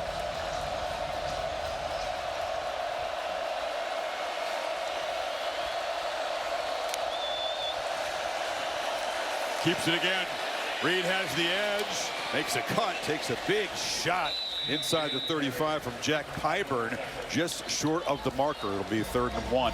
Now this is the read. If you're the quarterback, you want to look at Pyburn. Is he collapsing down or is he sticking? He's kind of in that gray area, but Marcel Reed has such confidence in his legs. He pulled it out of there, trying to get him to declare down. Now it's a foot race to get to the edge. He's able to get around 44 and get upfield with some good blocks on the perimeter. Pyburn had him around the waist. It was Cooley who delivered the big shot. Owens is the back on 3rd and 1. Handoff up the middle, and they do move the sticks. Holly? Well, they want to be smart about how much they're running Marcel Reed. You're seeing him use his legs a lot tonight. He is a very slender build. He told us he weighed in on Thursday at 181 pounds. He said sometimes during the course of a game, he'll lose 7 or 8 pounds because of the sweat. And so they've got to be smart so he's not out here taking too many big blows. Yeah, he's lean, but he's strong. 400-pound squat guy. Been a big focus of his since he left high school to get stronger. He's got a lighter frame, but able to put some weight on. Added some muscle in the offseason. Turning the corner is Owens, and he's tackled after ripping off a 9-yard play. That kick return set him up, and this Aggie offense kind of regaining momentum now. Colin Klein has done a really nice job throughout this night of maintaining balance. He knows he's got a quarterback that can run. Haven't really relied on that unless it's been a scramble, but 18 runs, 19 passes. That's what makes this offense good. You commit to the run, they're going to throw it. You stay back, they got the ability to win the line of scrimmage and run. Been a very solid offensive line. Guys who are experienced in the program. End around. Craver. Just able to tackle him at the 11-yard line after a 10-yard gain. Working the body, kind of like body blows in the interior between the tackles. And then you go jet sweep, and instead of the big backs, you're able to get Craver out in space. And, you know, he brings the toughness. Really, both these receivers, Concepcion and Craver, they fit the culture of being portal guys. They bring a little toughness on the edge. That's not a good sign. No, that's Delane. Sir Delane, one of the best players on this defense. The corner went down. He's not a guy that you'd present as injured when you're not actually injured. And that happened. Texas A&M, there was a fine actually given, but he's the guy you want on the field. You don't want him out there for one snap, especially when the Aggies are threatening.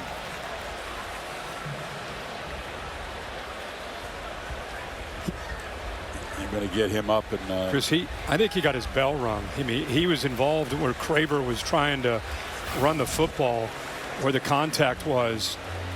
Right there, finishing on it, and then his head, you can see it hits the surface. So with the corner out of the game, we'll step aside. 1st down for the Aggies coming up.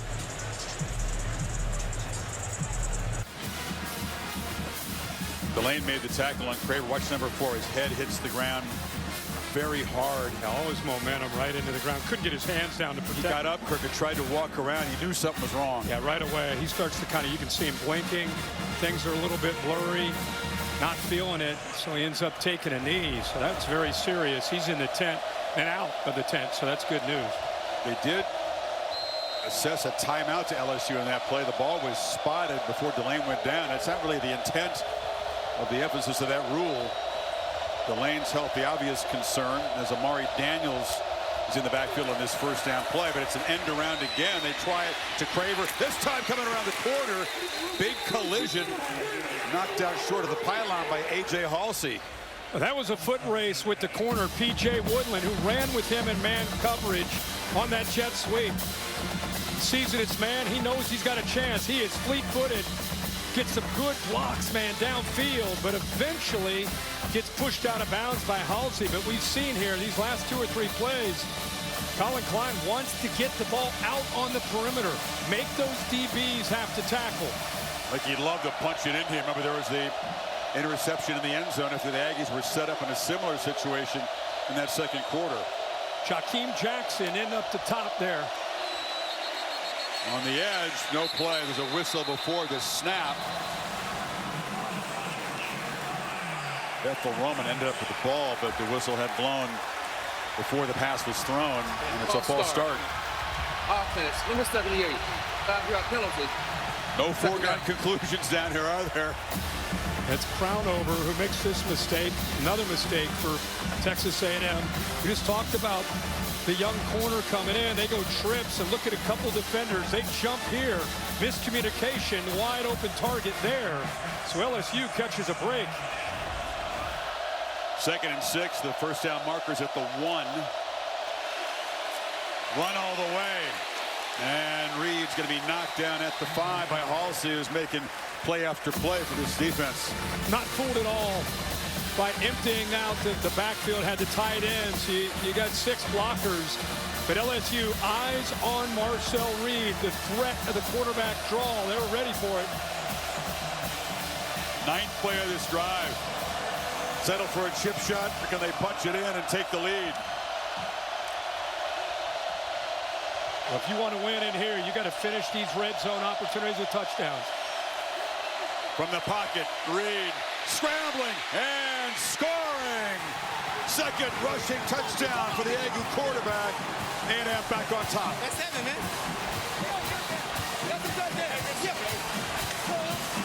Tell Harold Perkins is sitting in there at linebacker, and he's got to spy Marcel Reed. Everybody in this stadium, everybody watching at home, you and I talking here, it's like, okay, they're going to either throw it or Marcel Reed's going to scramble. And you better be ready for him when he does take off to scramble. And they were not. He's played a variety of positions. They had him at the star. They thought it was a good spot for him, but after the Vanderbilt loss, moved him back to weak side linebacker. Perkins flag out on the PAT. Bond knocked it through. It's going to be offsides on LSU, so they can decline it, and the lead will be 3. Outside. Number 0 of the defense. That penalty is declined. The try is good. Well, A&M responds. Let's look at this big play. And this is what you have to be able to eliminate, is the threat of the quarterback run. Watch Perkins get depth. Look at his eyes aren't even on Marcel Reed. You see a couple receivers together. That's kind of a blunder. But now there's nowhere to go with the football. So what is he going to do? Of course he's going to trust his feet. They never really let him down. He sees an opening.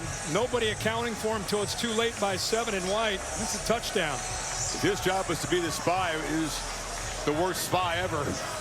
Yeah, right. He was, as you said, peeking inside and then retreated into the end zone. Yeah, in his eyes, he's looking at crossing routes. He's not even really thinking at all. That's not James Bond level spy. No. But Marcel Reed, great poise on that 9-play, 56-yard drive to get this second half started. Zirkle to boot it away.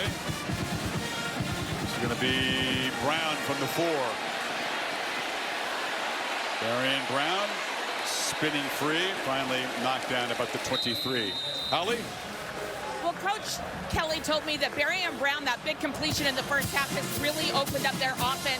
Because they have to protect downfield, now they're able to run the football a little bit better. Also, Garrett Nessmeyer, you saw him get a little bit more injured in the first half. That left ab injury just below his belly button. They are able to do some things at halftime to help him. Some topical numbing cream, put some more padding on, massage. But Coach Kelly said it best. He's our guy. If we have to put him together with glue or tape, we're going to do it because he wants to be out there. He's so tough. Oh, there's no shortage of want to or toughness. You have to see how he throws the ball, though, Kirk. If he's re-aggravated that ab injury, that can affect your velocity and your accuracy. Barry for 3.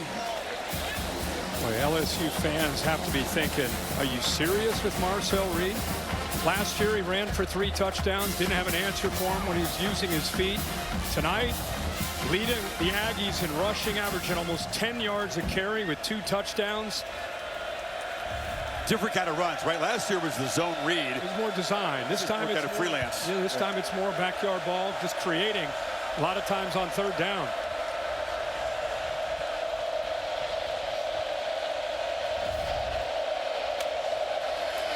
From the pocket, Nussmeier on 2nd down. Long throw to the sideline. It's going to be broken up by Des Ricks, who stepped in front of Brown that time. 3rd and 7 now.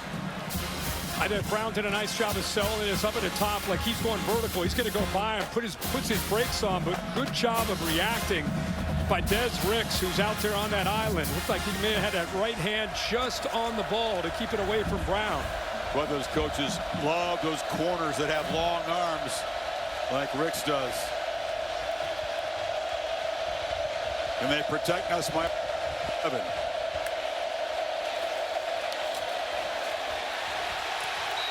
And he's going to be brought down at the line once again. That pass rush, that's DJ Hicks this time, and it's 4th down. There are a lot of great defensive minds out there, but Mike Elko, I think, is as good as there is on 3rd down in college football. Walks everybody up like you see. Now it's a matter of just dropping. They're rushing 4. But the offensive line with 2 freshmen at tackle, they're completely confused. It's not one guy. It's the entire pocket collapses on top of Nussmeier.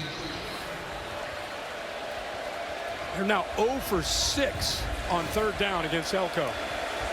And no surprise, they've been tough all year. Chadwick with a big boot. Concepcion backed up all the way to the 23 and breaks free. Look out. KC Concepcion still running. They're not going to catch him. KC Concepcion.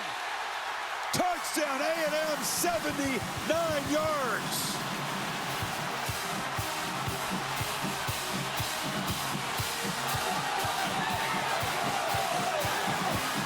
The return game, a huge part for A&M here in the 3rd quarter. Wow. You know how gifted he is. Transfer from North Carolina State. Marcel Reed knows, big smile on his face. He's a receiver, but he really his entire career in Raleigh and now in what he's doing at College Station. He's a running back that plays wide receiver with that kind of skill set. Well, both teams have made huge plays on special teams, but that's the biggest special teams play tonight. And A&M, a couple of touchdowns here in the first part of the 3rd quarter to go up by 10. You mentioned a big return to get the 2nd half started on the kickoff. That's just making a guy miss. That's not great blocks. Now you got some blocks, and now the instincts just take over. He's so gifted and so natural. A&M has come out with a different attitude here in this 2nd half.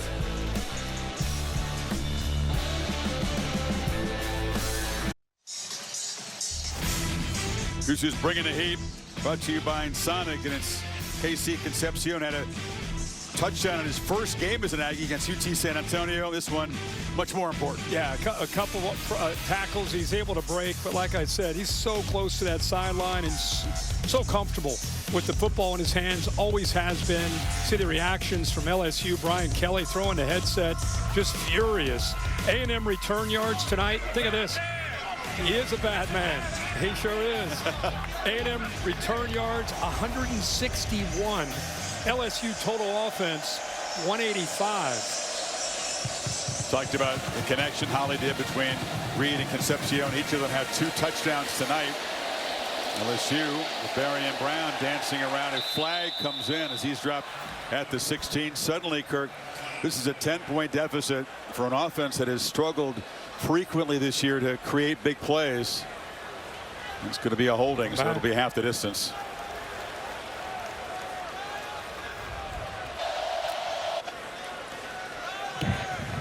During the return, holding, 46 receiving team. Just half the distance to the goal. 1st down. And just like last year, LSU had the lead at the break, and then A&M dramatically and drastically turning things around in the 3rd quarter with a couple of touchdowns. There's the hold right there, right in front of us. Kylan Singleton, backup linebacker. Well, great teams, they respond to adversity. We've seen A&M respond when that first half got away from them. LSU, things looking a little bleak. Now the holding call moves them back all the way to the 7-yard line. How are they going to respond? Great teams respond. Nussmeier, high throw, and catch made. Tackle immediately made by Ricks. Get into these conference games, especially late October into November. There's injuries, there's momentum swings. It's the team that just kind of keeps their head steady and keeps grinding through those tough times. It's usually going to be the team that wins. Of course, A&M, one remaining undefeated team in the SEC. LSU, with a couple of losses. 2-2, and the conference cannot afford a third. Pitch incomplete on the sidelines, Kirk. So there's urgency in this game, but also urgency with all the hopes and dreams and goals of this football team. Preseason top 10 team. Yeah. And this is it for them, too. If you're thinking about those big dreams, this is Anderson trying to get, did he get a foot down? It's at least worth a look. He completed the process of the catch. Watch this, Chris. Did the right foot stay down? Whoa! I hope they take a look at that. Control right there. He's got two hands on it. The foot is on the ground. Surprised they're not going to buzz down. LSU in no hurry to run a play, giving the replay booth time. Not going to buzz it. Those 3rd and 4 here. Quickly on the edge. Anderson spins free. Fights hard. It's going to be tricky to spot. And they're moving the sticks. That's their first down. That's their first conversion on 3rd down the entire night. Knew that would be a big matchup. There's the line to gain, the progressive pylon cam, kind of nonchalantly. They're on the boundary, but they gave him the yards for the first down, so they finally convert. Had to have that. Needs to get the drive going here. Xavier Thomas in motion. They hand it to him. It's a little wrinkle as he looked like he was going to be headed behind the quarterback to the far side. Stop. Albert Regis wasn't fooled. This defensive line, they have depth. They are able to get upfield here, kind of set the edge. Inside there, Chris mentioned Albert Regis kind of blows it up from the inside. And then Howell, who's having a great year, his 2nd year with the Aggies, and a great night, sets that edge. Boy, Howell is a player off the edge, 9. Green comes in motion. Barry is the back on the 2nd and 10. Fake it to him. Nussmeier steps up, flips it far side over the head of Aaron Anderson, who is tightly covered by Chappelle. Would have had to be a perfect throw that time. Yeah, he tried to go up and over against man coverage, put a little touch on it. It's tough to do to a shorter receiver at 5'8". Look on your far left. There's Howell. Yeah, we knew that these young freshmen, a true freshman on the left in Kern and a redshirt freshman on the right, and Davis would need help. And when they're on islands, boy, they got their hands full against Howell and company. Can they go back-to-back on 3rd down after not making one all night? This time they need 10. That's 6 guys walked up, bringing a 7th. Pressure comes. He had to hurry to throw, and the catch is made along the near sidelines. Good grab there by Xavier Thomas, but he's short on 4th down. Kelly doesn't want to punt it away. They need 2. Down 10 midway through. They're going to punt it. Here comes the punt. Look at his throw. I thought that was going to be an incompletion. Great catch. Terrific throw, but is short. What do you think? You know what the fans think? They're booing with the punter coming out. I mean, it's not 4th and a half a yard or a yard. It's still a 10-point game, 3rd quarter. If you go for it, you don't make it, everybody's ready to fire you. I mean, you can't go for that here. Don't mention fire around here. And I'm not talking about flames. A lot of fans have used that word. And ball will roll dead. There's a flag down on the far side of the field. It's a good long punt that rolled dead at the 21. Now we'll check the marker.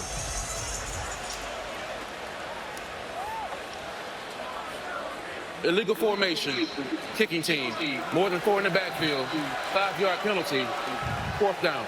May want to make them kick it again after that big bounce. And they've got about 15 yards on that bounce. And again, that's a unforced error. Just a guy that's not lined up on the line of scrimmage. So you get an illegal formation. Think about the night that Brian Kelly in his special teams, what they dealt with. They did block a punt for a safety, but it's been some tough moments for the special teams. Missed extra point. Big kickoff return to start this half. And Bussey set him up. Punt return for touchdown. The punt return by Concepcion. So it's been special teams issues piling up rapidly. Bussey is back deep. This kick is not nearly as good. And it's off his chest. Scramble for it. A&M says they retain possession. kind of came up on this very short high punt, bounced right off the numbers. Looks like Bravian Rogers for the Aggies may have made them the saving recovery. Still trying to unpile. Yeah, there were two guys that had the ball simultaneously. And you got both sides saying, we got it. Some serious lobbying. Pyburn and Bethel Rowan having some fun. That's just one of those where you're just wrestling underneath the pile. James Carter trying to sort things out. Texas A&M. So A&M does avoid the muff punt there. And LSU, remember that ball rolled dead down at the 21-yard line. That 5-yard penalty is going to make about a 30-yard difference in field position. Aggies back to work, up 10.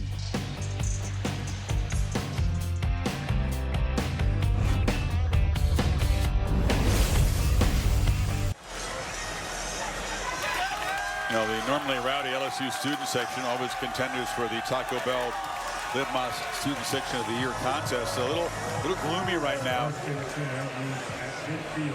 This is a make or break moment for LSU and their defense with A&M starting in midfield. Cannot afford to get down 17. Already 2 touchdowns by the Aggies here in the third quarter. Reed looking for more. Takes off.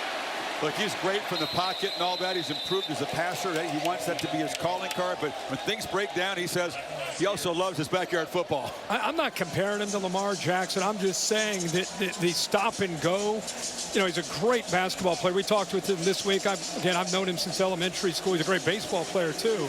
But he has that, his favorite sport is basketball. He has that point guard kind of feel when he steps up, climbs the pocket, and he's making people miss. He's just so at ease with that part of his game.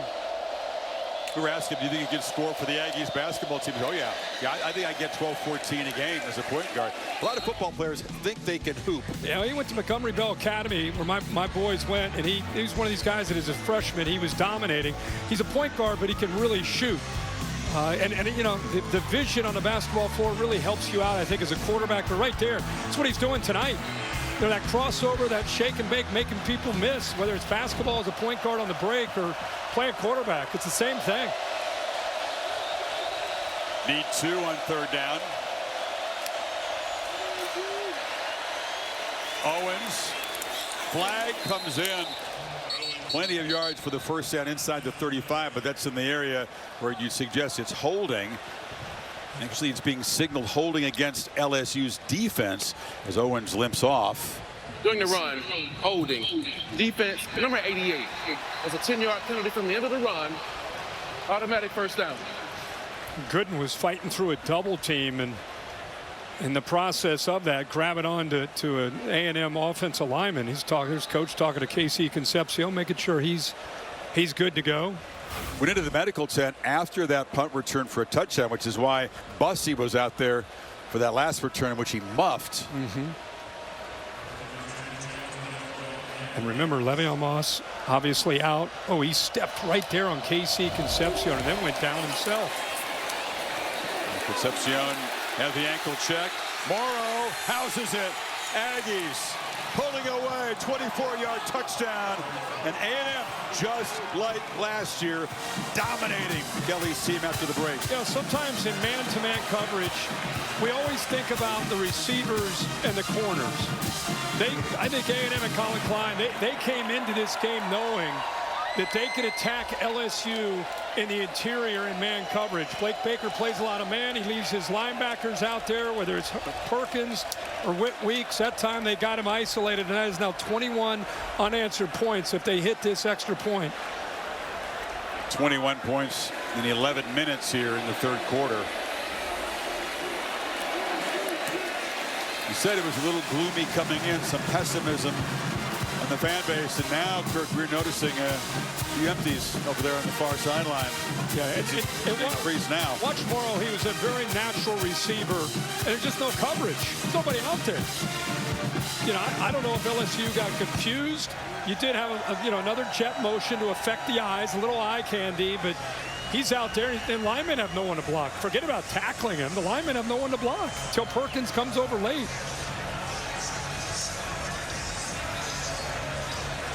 So Reed is now thrown for 2, run for 2.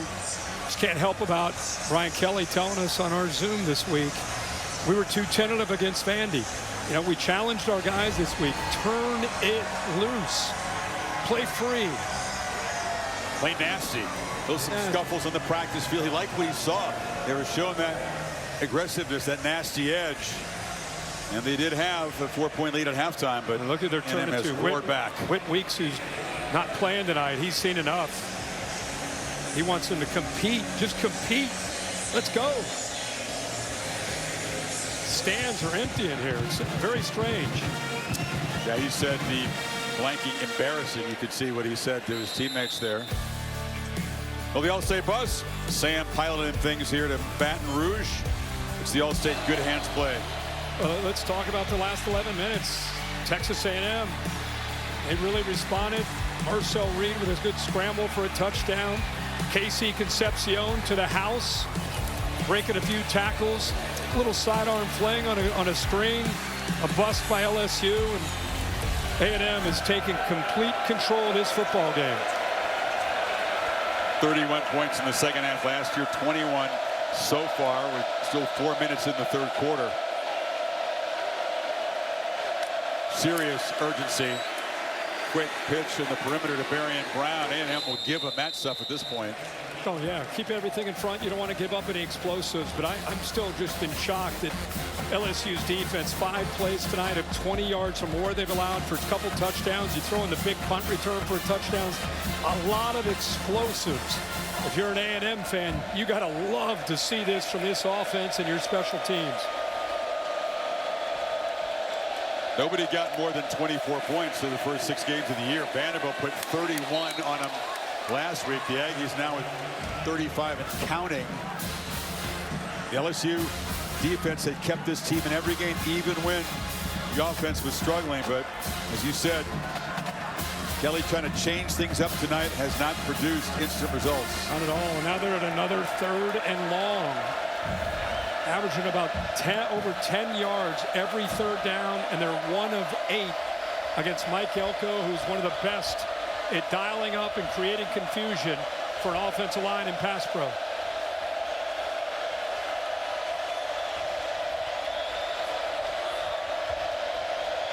Showing pressure. They bring it, and Green, the target there, tackled immediately by Scooby Williams, who's been getting healthy, rejoining the A&M defense the last couple of weeks, and his 4th down. So they walk 8 guys up, and you know they show this sometimes that they'll bring it, but you get a motion and watch. Look at the eyes already. He's already locked in. I got him. No miscues, no mistakes. So it's complex, and it's a lot for an offensive line and a quarterback to deal with. And yet look at the execution on the other side by Texas A&M and their defense. Good job of finishing and good awareness by Scooby Williams, the backer. Now they're booing, and there's also some chanting we could hear as Concepcion is back in the game, fields the punt again. Look out, Casey Concepcion dancing and weaving, still going.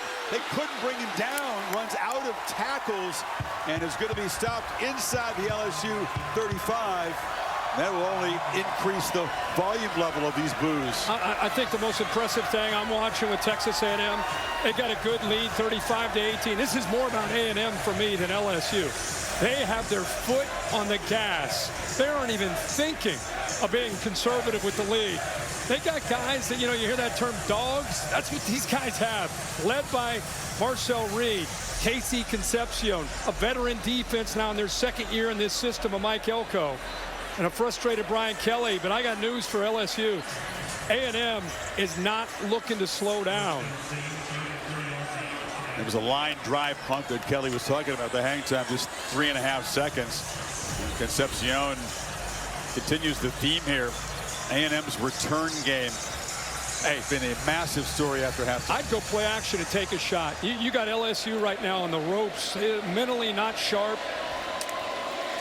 I'd take a shot here. Quarterback keeper. Reed dangerous anytime he's got the ball in his hands. Halsey knocks him down.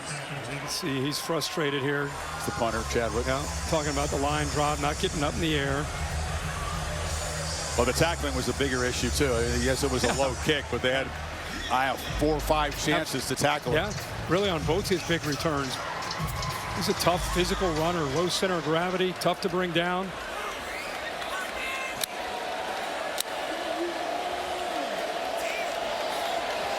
Using the play clock now. And zips it across the middle. Pass was behind Craver that time. Made a nice catch. Picked up 5 yards for a first down. Kind of a deja vu for A&M. Marcel Reed comfortable, plenty of time to be able to make a good read. You remember last year, A&M outscored LSU 31-6 in the second half. Yep. Tonight so far, 21-0. That's 52-6 in the last 3 quarters, or 2.5 quarters, almost 3. 14 second half yards for the LSU offense. Daniels, quick burst down to the 15. This is a kind of not an electric play. You said go for the jugular. They may do so, but they're doing it methodically here, using up clock. LSU came in tonight 5-2. You see at the bottom right, 2-2 in conference play. And with a new 12-team playoff, as frustrated as they were about losing to Vandy, it was still in front of them. Still an opportunity to rally, get them to believe. And now you're down 35-18 to a quarterback and an offense that's in control of this game. Handoff.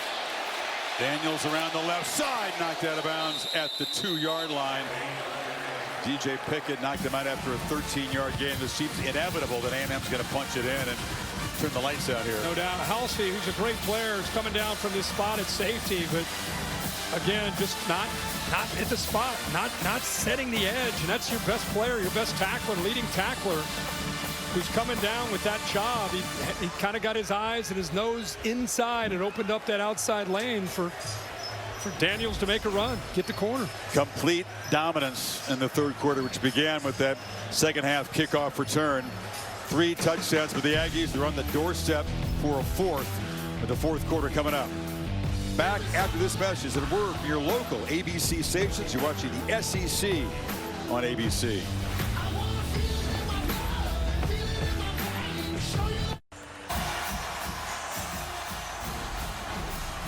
Welcome back to the 4th quarter here in Baton Rouge, the SEC on ABC. Aggies have taken over. You don't see that. That's the fighting Texas Aggie band down there waving the towels. Fans all over this place. Beginning to become more obvious because the LSU fans have headed home, some of them. It's an LSU team at night, 20-1 under Brian Kelly, Tiger Stadium, about to be 20-2. 1994, the last time A&M won in this place. That was the last time they also started 7-0. Well, this team feels different. They have all year. You and I have seen the best of the best this year. These guys can play with anybody in the country. E.J. Smith down near the goal line, spotted short.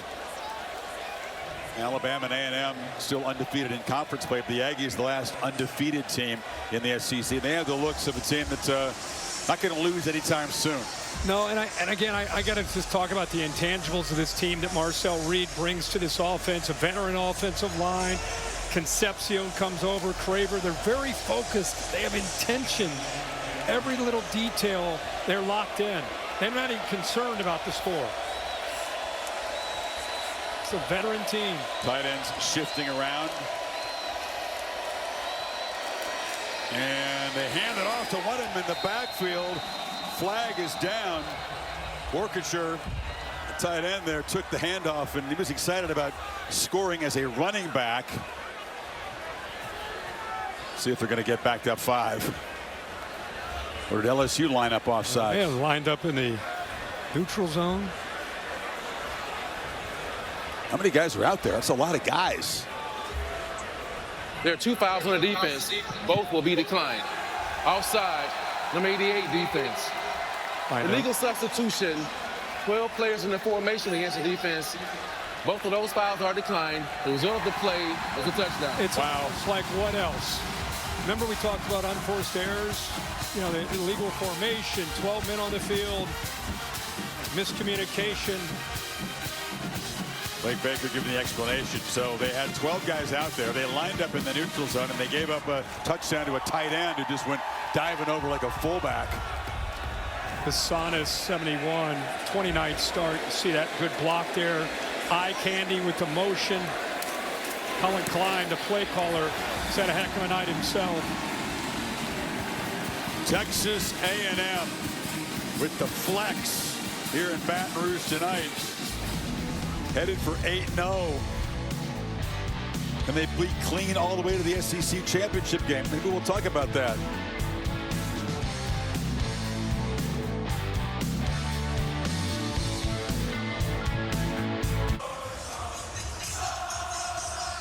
College Station East here, perhaps in Baton Rouge. Aggies doing their thing. Swing at the end of the third quarter. LSU doing their thing there in the middle, too. What did Johnny Manziel say in our tease before? We know all about Death Valley at night. We're going to come there and make it our house. Absolutely. Johnny, I know all the Aggs proud of this effort tonight. Check in with Kevin Nagandi. Chris, the Chick-fil-A move on the field. It's Tennessee's offense led by Joey Aguilar. He has 3 touchdowns versus Kentucky so far. This one's 62 yards to Mike Matthews. All volunteers on the SEC Network, 49-21. Back to you and Kirk.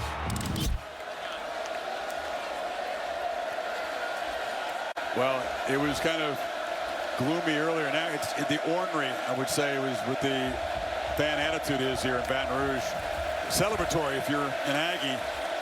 Nussmeier on the move, on the run, hits Aaron Anderson, who scoots out. Big gain near midfield, got 22.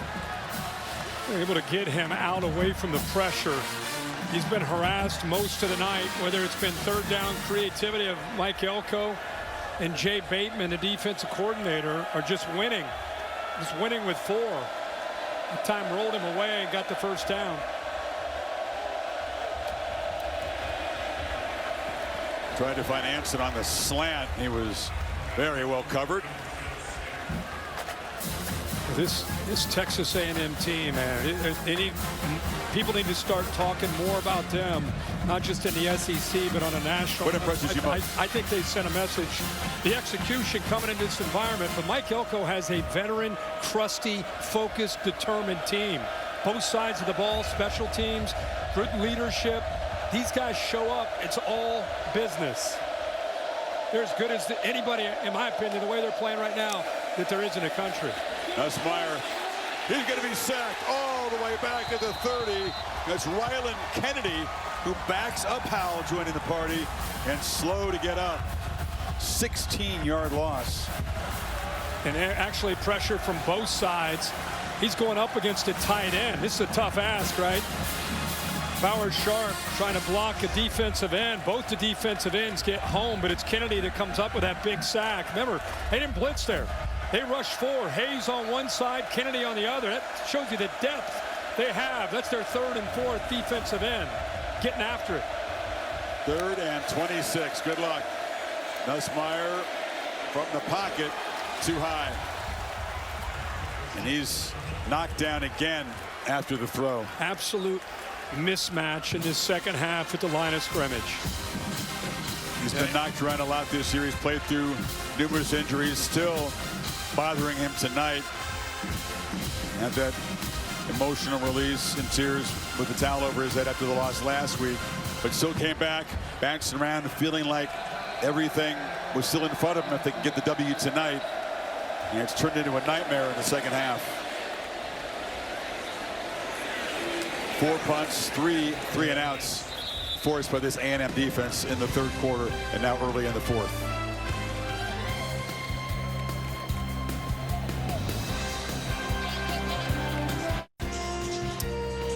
Quarterback comparison brought to you by Dr. Pepper. Marcel Reed, the first 100-yard rushing game of his career, 11 for 102 and a couple of touchdowns. Had that 41-yard run early. As a passer, 12 of 21. Did have the 2 interceptions, but bounced back from that. 2 touchdowns. And Nussmeier has battled. He's been beaten up, knocked down a lot, sacked 4 times now. They just haven't been able to keep pace with the Aggies after the break.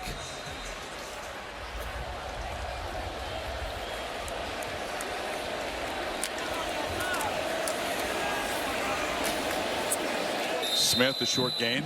You know, Texas A&M, if you go back to last season, Marcel Reed really showed what he could do with his legs against this LSU defense. And what he's been able to do tonight, it hasn't been the way last year went with his own redesigned QB stuff. This has been a lot of him taking off and going and challenging the defense and eye discipline on that second and third level and making people miss. Look at that, 40, going back to last year, 40 or more in 4 straight road games, longest streak in school history. To your point, Kirk, 67 those 102 rushing yards have been on scrambles, so not design runs at all. Smith inside. It's going to be the 4th consecutive game where LSU's given up huge rushing yards to a quarterback. Holly? Well, Marcel Reed has so much charisma. His offensive coordinator, Colin Klein, said he's infectious the way he impacts our team. They spent a lot of time in the offseason tweaking what they do offensively to match his skill set. He said, don't let his happy-go-luckiness fool you. This young man has depth. He comes into my office 2 times a week for extra film study with me. He is deep. He's competitive. He thinks the game because of his father's long coaching, and this is a really locked-in, dialed-in young man who has that riz, as the kids love to call it. The charisma is infectious. He does. On 3rd down, he's going to keep it, and he's going to be tackled short of the 1st down. Play made on the edge by Jamari Butler. 4th down now. Yeah, again, I used to, you know, my kids went to elementary school with this guy. I'd go to the pickup line after school, and he was just a guy that had that personality. It wasn't just he's got skill. It's what Holly's talking about, and it's both his parents, by the way. His dad's a football coach. His mom runs the show. And so I think it's a mixture of mom and dad. But his composure, what I keep bragging about with this A&M team is the focus, the seriousness, the urgency, and the intangibles that they have as a team. And 10, I think, really helps set the tone with his approach. You know, the play clock was going to expire before the punt from Tyler White, whose only previous punt tonight was blocked through the end zone for a safety. There he is, still talking. You got this big lead. He's still communicating. I definitely need to talk about Mike Elko, because we're talking a lot about these players, and we should, but it's a guy in his 2nd year that's really changed the culture for the better with accountability, work ethic, all the stuff that you talk about and hope to have. They have it. And after this big win on the road against a top 20 team, look at this. They go to Missouri. Missouri just, their quarterback's down with an injury. That's a different game on the road. South Carolina having a tough year. That's at home. Not sure who that one is. That would be Samford. Okay, whatever. And then you got Texas. And then you go to Texas in a rivalry game on Black Friday. So they're going to be heavily favored. That 36 needs to be looked at. I don't know if I agree with that. Home or away. I would agree. Texas very, very lucky to escape Starkville with a victory. I like their chances against Sam, though, in that third. I had nothing for Sam. I got everything else. I got nothing on Sam. That's the virtual bye week in the SEC when they all just take a timeout. I was like, I was good. Sam. He's good. Silver. He's really good. Yeah, he is. Take a break. What do you have for us? A 10.5 to play here in Baton Rouge. The Aggies, they can win a low-score grinder if they have to. Did it against Auburn. They can also win shootouts. Won a couple of shootouts this year over Notre Dame and last week against Arkansas. And now this is just a rout. But they're routinely putting 40-plus on the board in the road.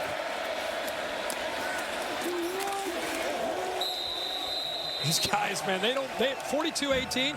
It's 0-0 to this defense, to this entire team. It's a great point about how they can go either way. If it's a game that wants to go tempo and they got to score 40, they can go that way. If it needs to be a low-scoring field position game, they got the defense and special teams to play in that style too.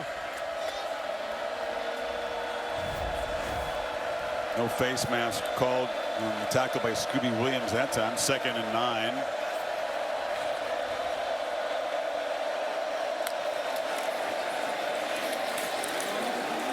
I agree. These guys are the game is salted away, but they're playing hard down. When teams get a lead, I feel like look how they're paying attention on the sideline.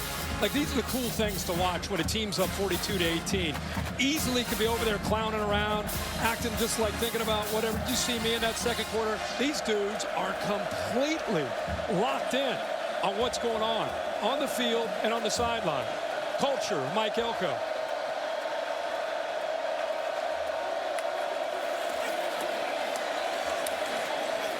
Pass underneath. Up by Johnson.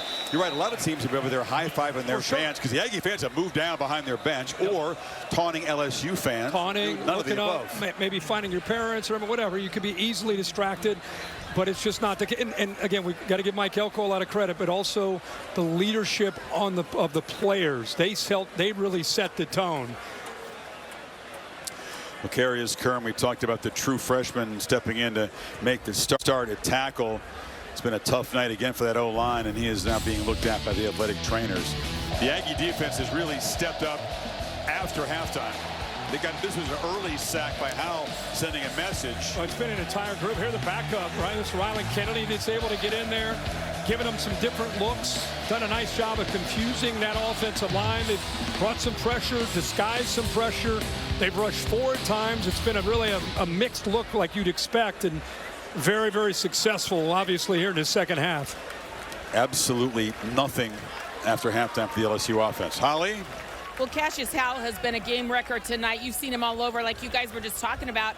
Wanted to talk about his development. He came in from Bowling Green as a transfer, but he has gotten better. He has increased his top speed by 17%. His vertical jump has increased by 7 inches. His bench press by 50 pounds. The squat has gone up as well.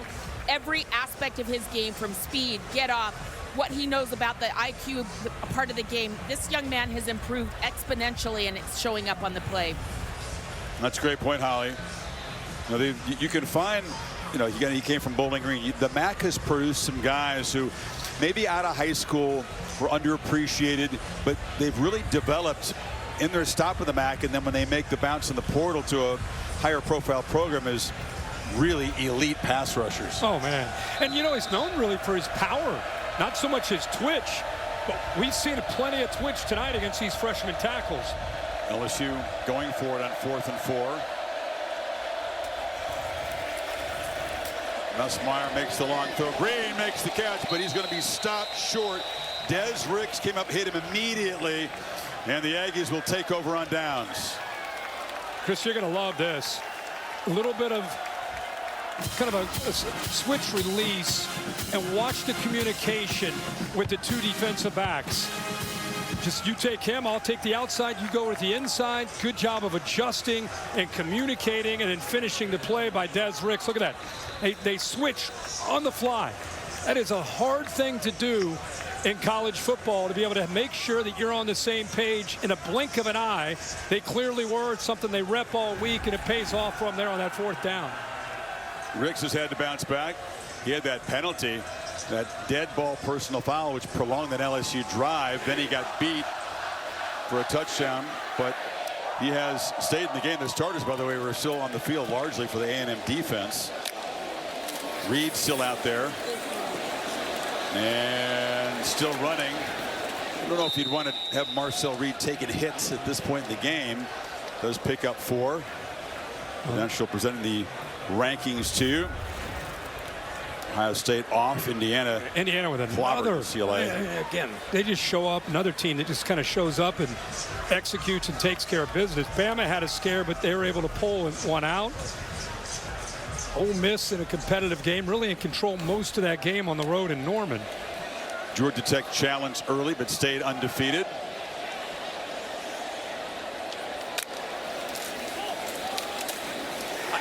Chris, I don't know how good LSU is. I mean, it's easy to look at this and say, oh, they had the lead, by the way. They had the lead in the first half. And it's easy to look at this score now and say, oh, this isn't a good football team. A&M took this game over. I think A&M really sent a message to the nation tonight that number 3 ranking is very, very deserving with the way they played all year. And that continues tonight here in Baton Rouge. I agree. The win at Notre Dame was certainly a statement victory. This feels different, doesn't it? That was just getting it done, showing maturity on the road. This is just comprehensive. Very, very tough-minded team. Absolutely. You know, we 15. Chris, in an era of portal and NIL, it's tough to get everybody to buy in and care and compete together, regardless of what the score is. We saw Ohio State do that last year after they lost to Michigan, got on that 4-game run. 2 years ago, we saw a veteran Michigan team stick together through some very difficult circumstances off the field. This A&M team has that kind of vibe about them, that maturity and that focus that it takes to make a run throughout an entire season into the postseason. You know, the motto has been finish. They didn't like the way the season finished last year. Remember, they were playing for a bid in the SEC championship game. They had the Longhorns at home, and the renewal of that old rivalry did not get the job done. Didn't like the way that it finished. This is a bunch that is not going to let up at all. You saw the All-State playoff predictor. That's Besantis, by the way. The left guard is down. 94% chance is a virtual lock. That means that for them not to make it, they're going to have to stumble a couple times as big favorites. Think about their schedule and who they have left. I mean, we showed it to you earlier. I mean, they got winnable games remaining. Got a bye, and then Missouri. Again, Missouri's quarterback looks like out. He's out. South Carolina, your Samford team, and then at Texas. We keep talking about who's going to Atlanta. You have all these teams. Who's going to get to Atlanta? Hard to really look at Texas A&M and think that they're not going to be one of those teams in Atlanta. It's almost who's going to be playing Texas A&M in Atlanta is maybe the new question. Alabama rallied at South Carolina. They're still undefeated in the SEC. The Aggies would join them at 5-0 atop the conference. They'd certainly be the two teams in co-pole position for that. Bama, since their loss to Florida State early, like you're saying, they continue to get better and better with Ty Simpson. Cut back, spinning and scoring. Jamarian Morrow joins the party with a touchdown for a true freshman. I mean, you got 5 backs when Moss is healthy. Kind of an embarrassment of riches, and every single guy, when he gets a chance, he's competing for carries. All of these guys, when Moss is there, Owens, Daniels, Morrow, who you just saw, E.J. Smith, Holly Rowe right there in the middle of it, enjoying that. That's it. Trooper Taylor said, I told you. Well, I told you, Holly. It's going to be 35 points in the second half after the PAT to follow the 31 points a year ago. Morrow, Reed, and Concepcion, 2 touchdowns each tonight. He just kind of walked in. Yeah, this is a beaten down LSU defense. Game's gotten away from them. Tackling's not been real good here lately. And there's Marcel Reed, by the way, caught up. Could certainly celebrate the Aggies. The night belongs to them, but this guy and this LSU team is another part of the story.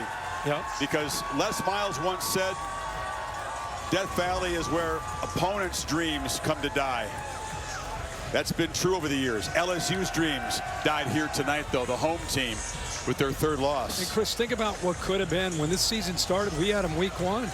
Yep. On the road, remember, it was a battle of the Death Valleys against Clemson. Nussmeier coming back. Went into the portal, spent a lot of money, had some great players. They beat Clemson. Here we go. Now we go. It's the new year. And since then, they've lost to Ole Miss. Last week to Vandy. And tonight, getting blown out by Texas A&M at home on a Saturday night. And it's off to Tuscaloosa, by the way, next game. In the meantime, it's going to get loud and ugly around here with the narrative. Alabama really had to escape. They were down 8, scored, got a 2-point conversion, and then won it in overtime. You knew that one was going to be tricky after playing 4 straight ranked teams. This was basically an elimination game. Give Lane Kiffin and his team a lot of credit. The offense you know about with Trinidad Chambliss.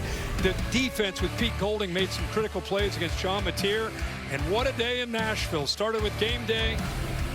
They had their hands full against a good Mizzou team, but they get it done in Texas. What a story, right? Yeah, Ryan Niblett, who had a punt return in Red River, had a 79-yarder to basically get it even, and then they won it in overtime. Arch Manning left the game hurt in OT. We'll have to see what the severity of that is. I don't think it's too bad.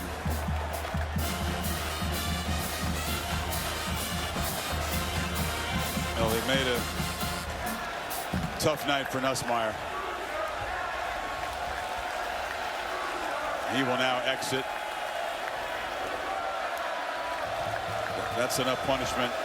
He'll be, again, frustrated by this result. You can see building on what's happened the last few weeks.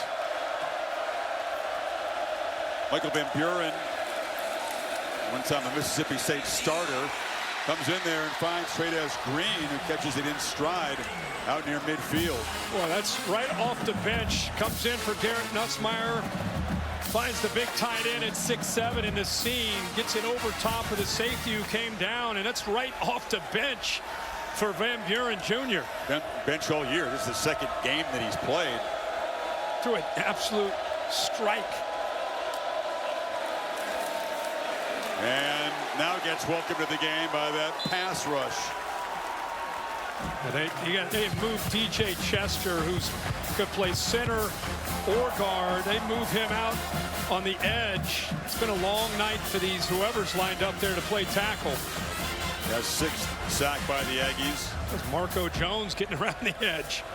It's not one guy, right? I mean, you're seeing everybody get involved. There's Weeks trying to console his buddy.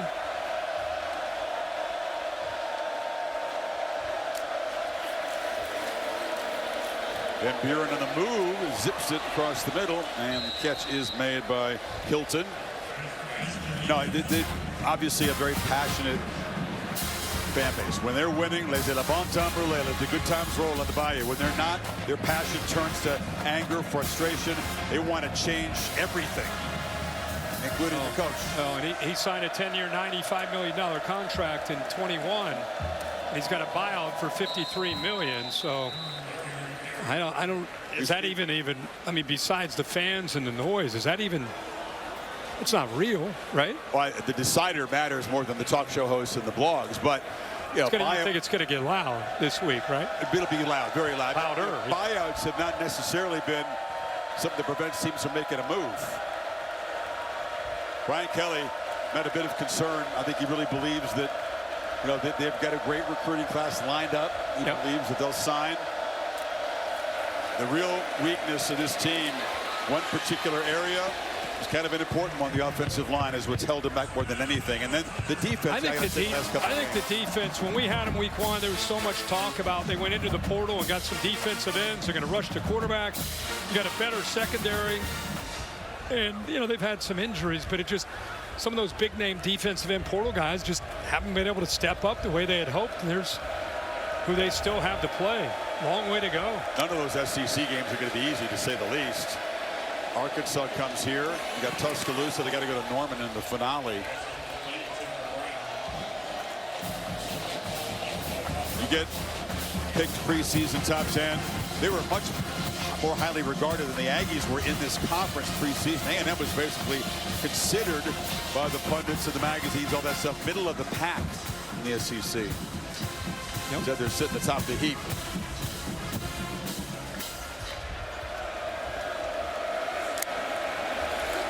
Van Buren pressured. And going to take a hit as he's run out of bounds. Nussmeier reminds me of the quarterback position. And I'm not saying NIL dollars, but this guy could have gone to the NFL. Decides to come back. Huge expectations. Everybody calling him QB1, the guy that's going to get drafted early. And you know, things got sideways. He started to get nicked up, not able to live up to what he thought of himself and what the expectations were on the outside. And it's suffocating. It's taken the fun out of the game for him. You could see the anguish on his face, not just physically, but emotionally. It's been a lot of wear and tear on Garrett Nussmeier this year. No doubt.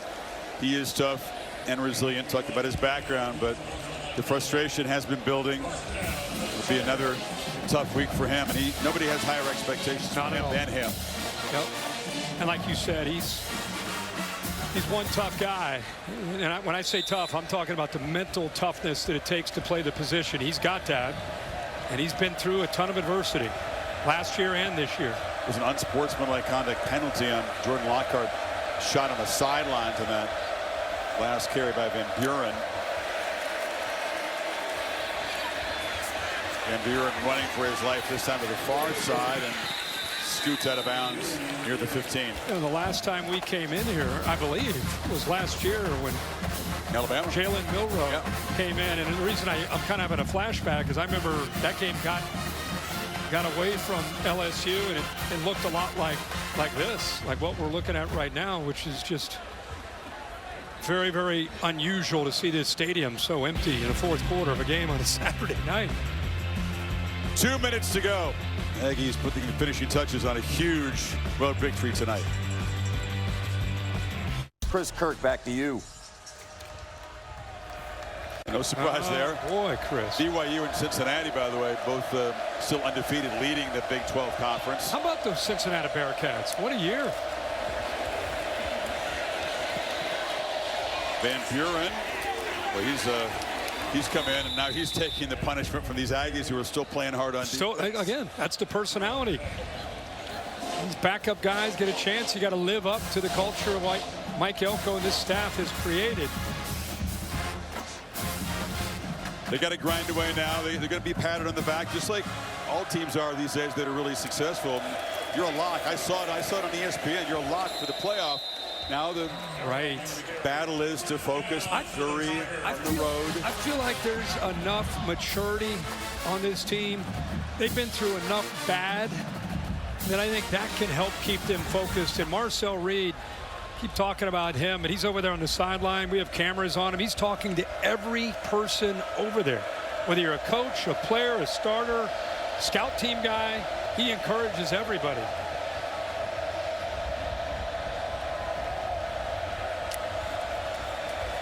Van Buren steps away from the pressure, trying to direct traffic and get somebody open in the end zone, and throws it. And off the juggle, Kyle Parker comes up with it. Touchdown LSU.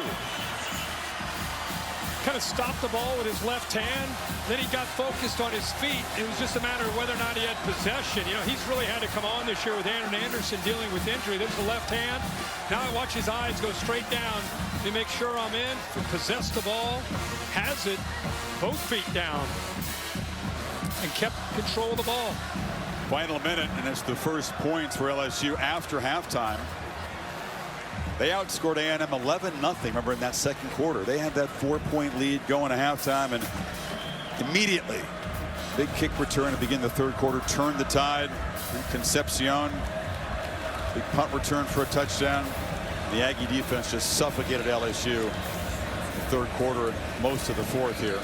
How about Van Buren coming in and leading them down 3 of 4, 50 yards and a touchdown. 12-play, 75-yard touchdown drive.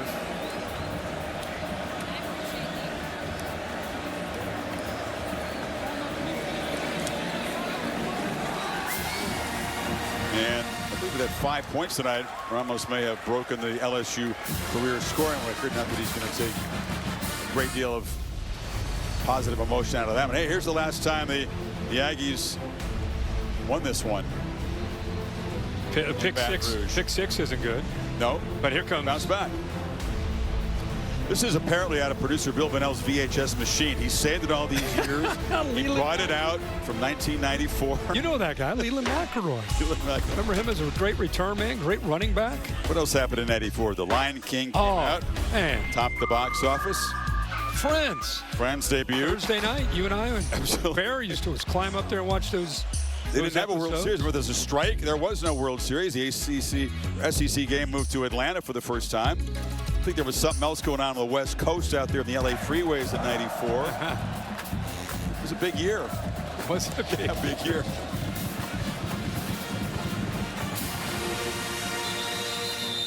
Let's take a peek at these SEC standings after this one. Yep. There's Bama, who you talked about. Georgia not far behind. They they take on Florida, the cocktail party in Jacksonville. Have you seen their schedule after winning today in Norman? Pretty favorable. Very favorable. Don't forget about Ole Miss. Vandy with a win today. Somehow Texas, surviving, only has one loss in the SEC. It's incredible. Feels like 8, the way that people have talked about them. So you'd have 6 teams either undefeated or with just a single loss at this point. Yeah. Deeply satisfying for Mike Elko. Second straight week that Brian Kelly will have lost to a guy who was at one point a defensive coordinator for him at Notre Dame. Clark Lee and now Elko. Miles O'Neill gets to take victory formation. Well, it's a good football team. It's going to be a lot of fun to watch them over the next few weeks. Hopefully they stay healthy, and it's going to be a lot of fun. They got some big matchups coming up if things go well. That's a playoff team right there.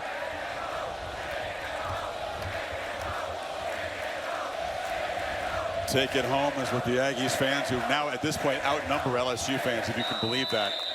I would say far outnumber them.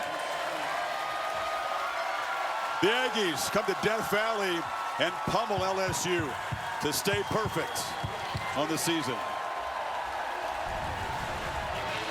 8-0. First time since 1992. And they've got their sights set on 12-0. They've never made the SEC championship game since joining the league. Big 12 titles were not easy to come by either in their previous conference. They would be strongly favored to get to Atlanta this year. Well, two of the heroes for the Aggies tonight, Marcel Reed, KC Concepcion, are with Holly. Well, Marcel, you said you want all the smoke of a road game, that you live for moments like this. How did you get this stadium empty and quiet this crowd with your performance tonight? I mean, we just did what we practiced all week. You know, we knew that we were the better team all week. I mean, we got the guys, we got Casey over here, you know, who make plays every day. And, you know, we just went out there and executed the best of our ability. And, you know, clear their stands. Our student section went all the way to theirs. Dude, it feels great to be a 12th man right now. For you, this is a new experience for you playing at Texas A&M this season. You guys have developed some beautiful chemistry. What's it like for you out there right now? I mean, it's just amazing, you know. It's just amazing, you know, to be out there with, you know, oh my God, you know, just out there having fun, you know, cheering for one another. So, I mean, it's just an amazing feeling, you know. It's like no other feeling. Tell me about the punt return. That was an electric moment that changed this game. From your perspective, Marcel, because you were out there dancing with him. Start with you, and then let's get your perspective. I mean, it's always amazing when we can put points on the board and I don't have to go out there. So, I mean, I'm just watching this dude. I told him he's nice. I told this dude he was nice when he came to the sideline. I mean, I ain't seen that many punt returns in a season, like, from one of my teammates ever. So, like, just to see somebody who can make explosive plays like that is amazing to watch. Why are you so special out there?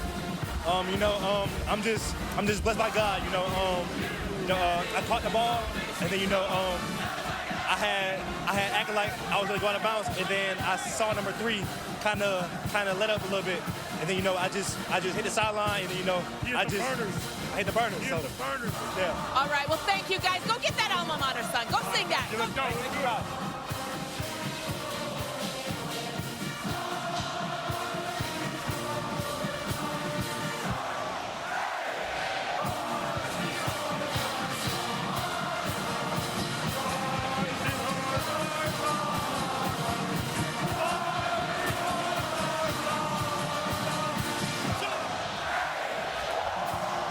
I guarantee there's Aggies watching this right now who are choked up, emotional about this. We're used to seeing that at Kyle Field.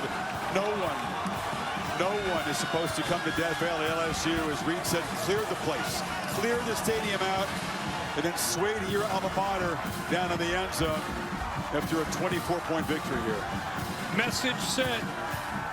It's a dangerous football team that appears to be psychologically on a collective mission. It was on display tonight in all 3 phases. Marcel Reed provides tremendous stability and leadership as that steady hand as their quarterback.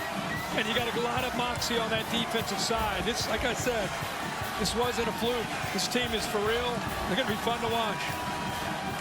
Mike Elko, masterful job, year 2 here, building this team. He's with Holly. Well, Coach, this is not a scene we've ever seen at LSU. What does it mean to you and your program that you made this happen here tonight? Yeah, I don't know if I did. I think the guys in the locker room did. But this crowd is awesome. Kyle Field fans, Texas A&M fans, they've wanted this for a long time. The kids came out in the second half and did what we asked them to do. Played one heck of a second half, and we went out and won a football game. 8-0, there's something something special brewing with this group, Coach. What do you feel that it is? Yeah, I think there's a togetherness. I think there's a stick-to-itiveness. We certainly didn't get everything our way in the first half. We battled through things. We don't blink, and then when it's time to go make plays, we got a lot of guys who can go make plays. Thank you, Coach. Thanks, Holly. Championships are not won in October. We know that. Things can happen quickly. Momentum can change. Things can turn out to be a lot more fragile than they appear. But having said all that, you love the ingredients they have and the fortitude of this team. It does feel different, doesn't it? It really does. It's like I said, I think it's one thing to try to put the X's and O's together, and they're really good at that with Colin Klein on offense and Elko and Jay Bateman. But when you get a team that wants to play for each other, they probably like to practice on Tuesday. It's just a rare thing that you sometimes can't predict. They have it. It was on full display. They keep that together. They stay healthy. Johnny Manziel and everybody back at College Station, you have a lot to be proud of. This is a good football team. He was right in the tease. He was. They came to Baton Rouge, came to Death Valley, and made it theirs. The Aggies own the night. We enjoy bringing it to you. The game produced by Bill Bonnell, directed by Jimmy Platt, our entire crew. Tremendous job as always. We'll see you down the trail, the home stretch of the SEC coming up, except on the West Coast. Stay tuned for your local news over most of these ABC stations. For Kurt, Holly, Bill, and our entire crew, Chris Fowler saying good night from the Bayou. Thank you for watching this presentation of the Southeastern Conference on ABC.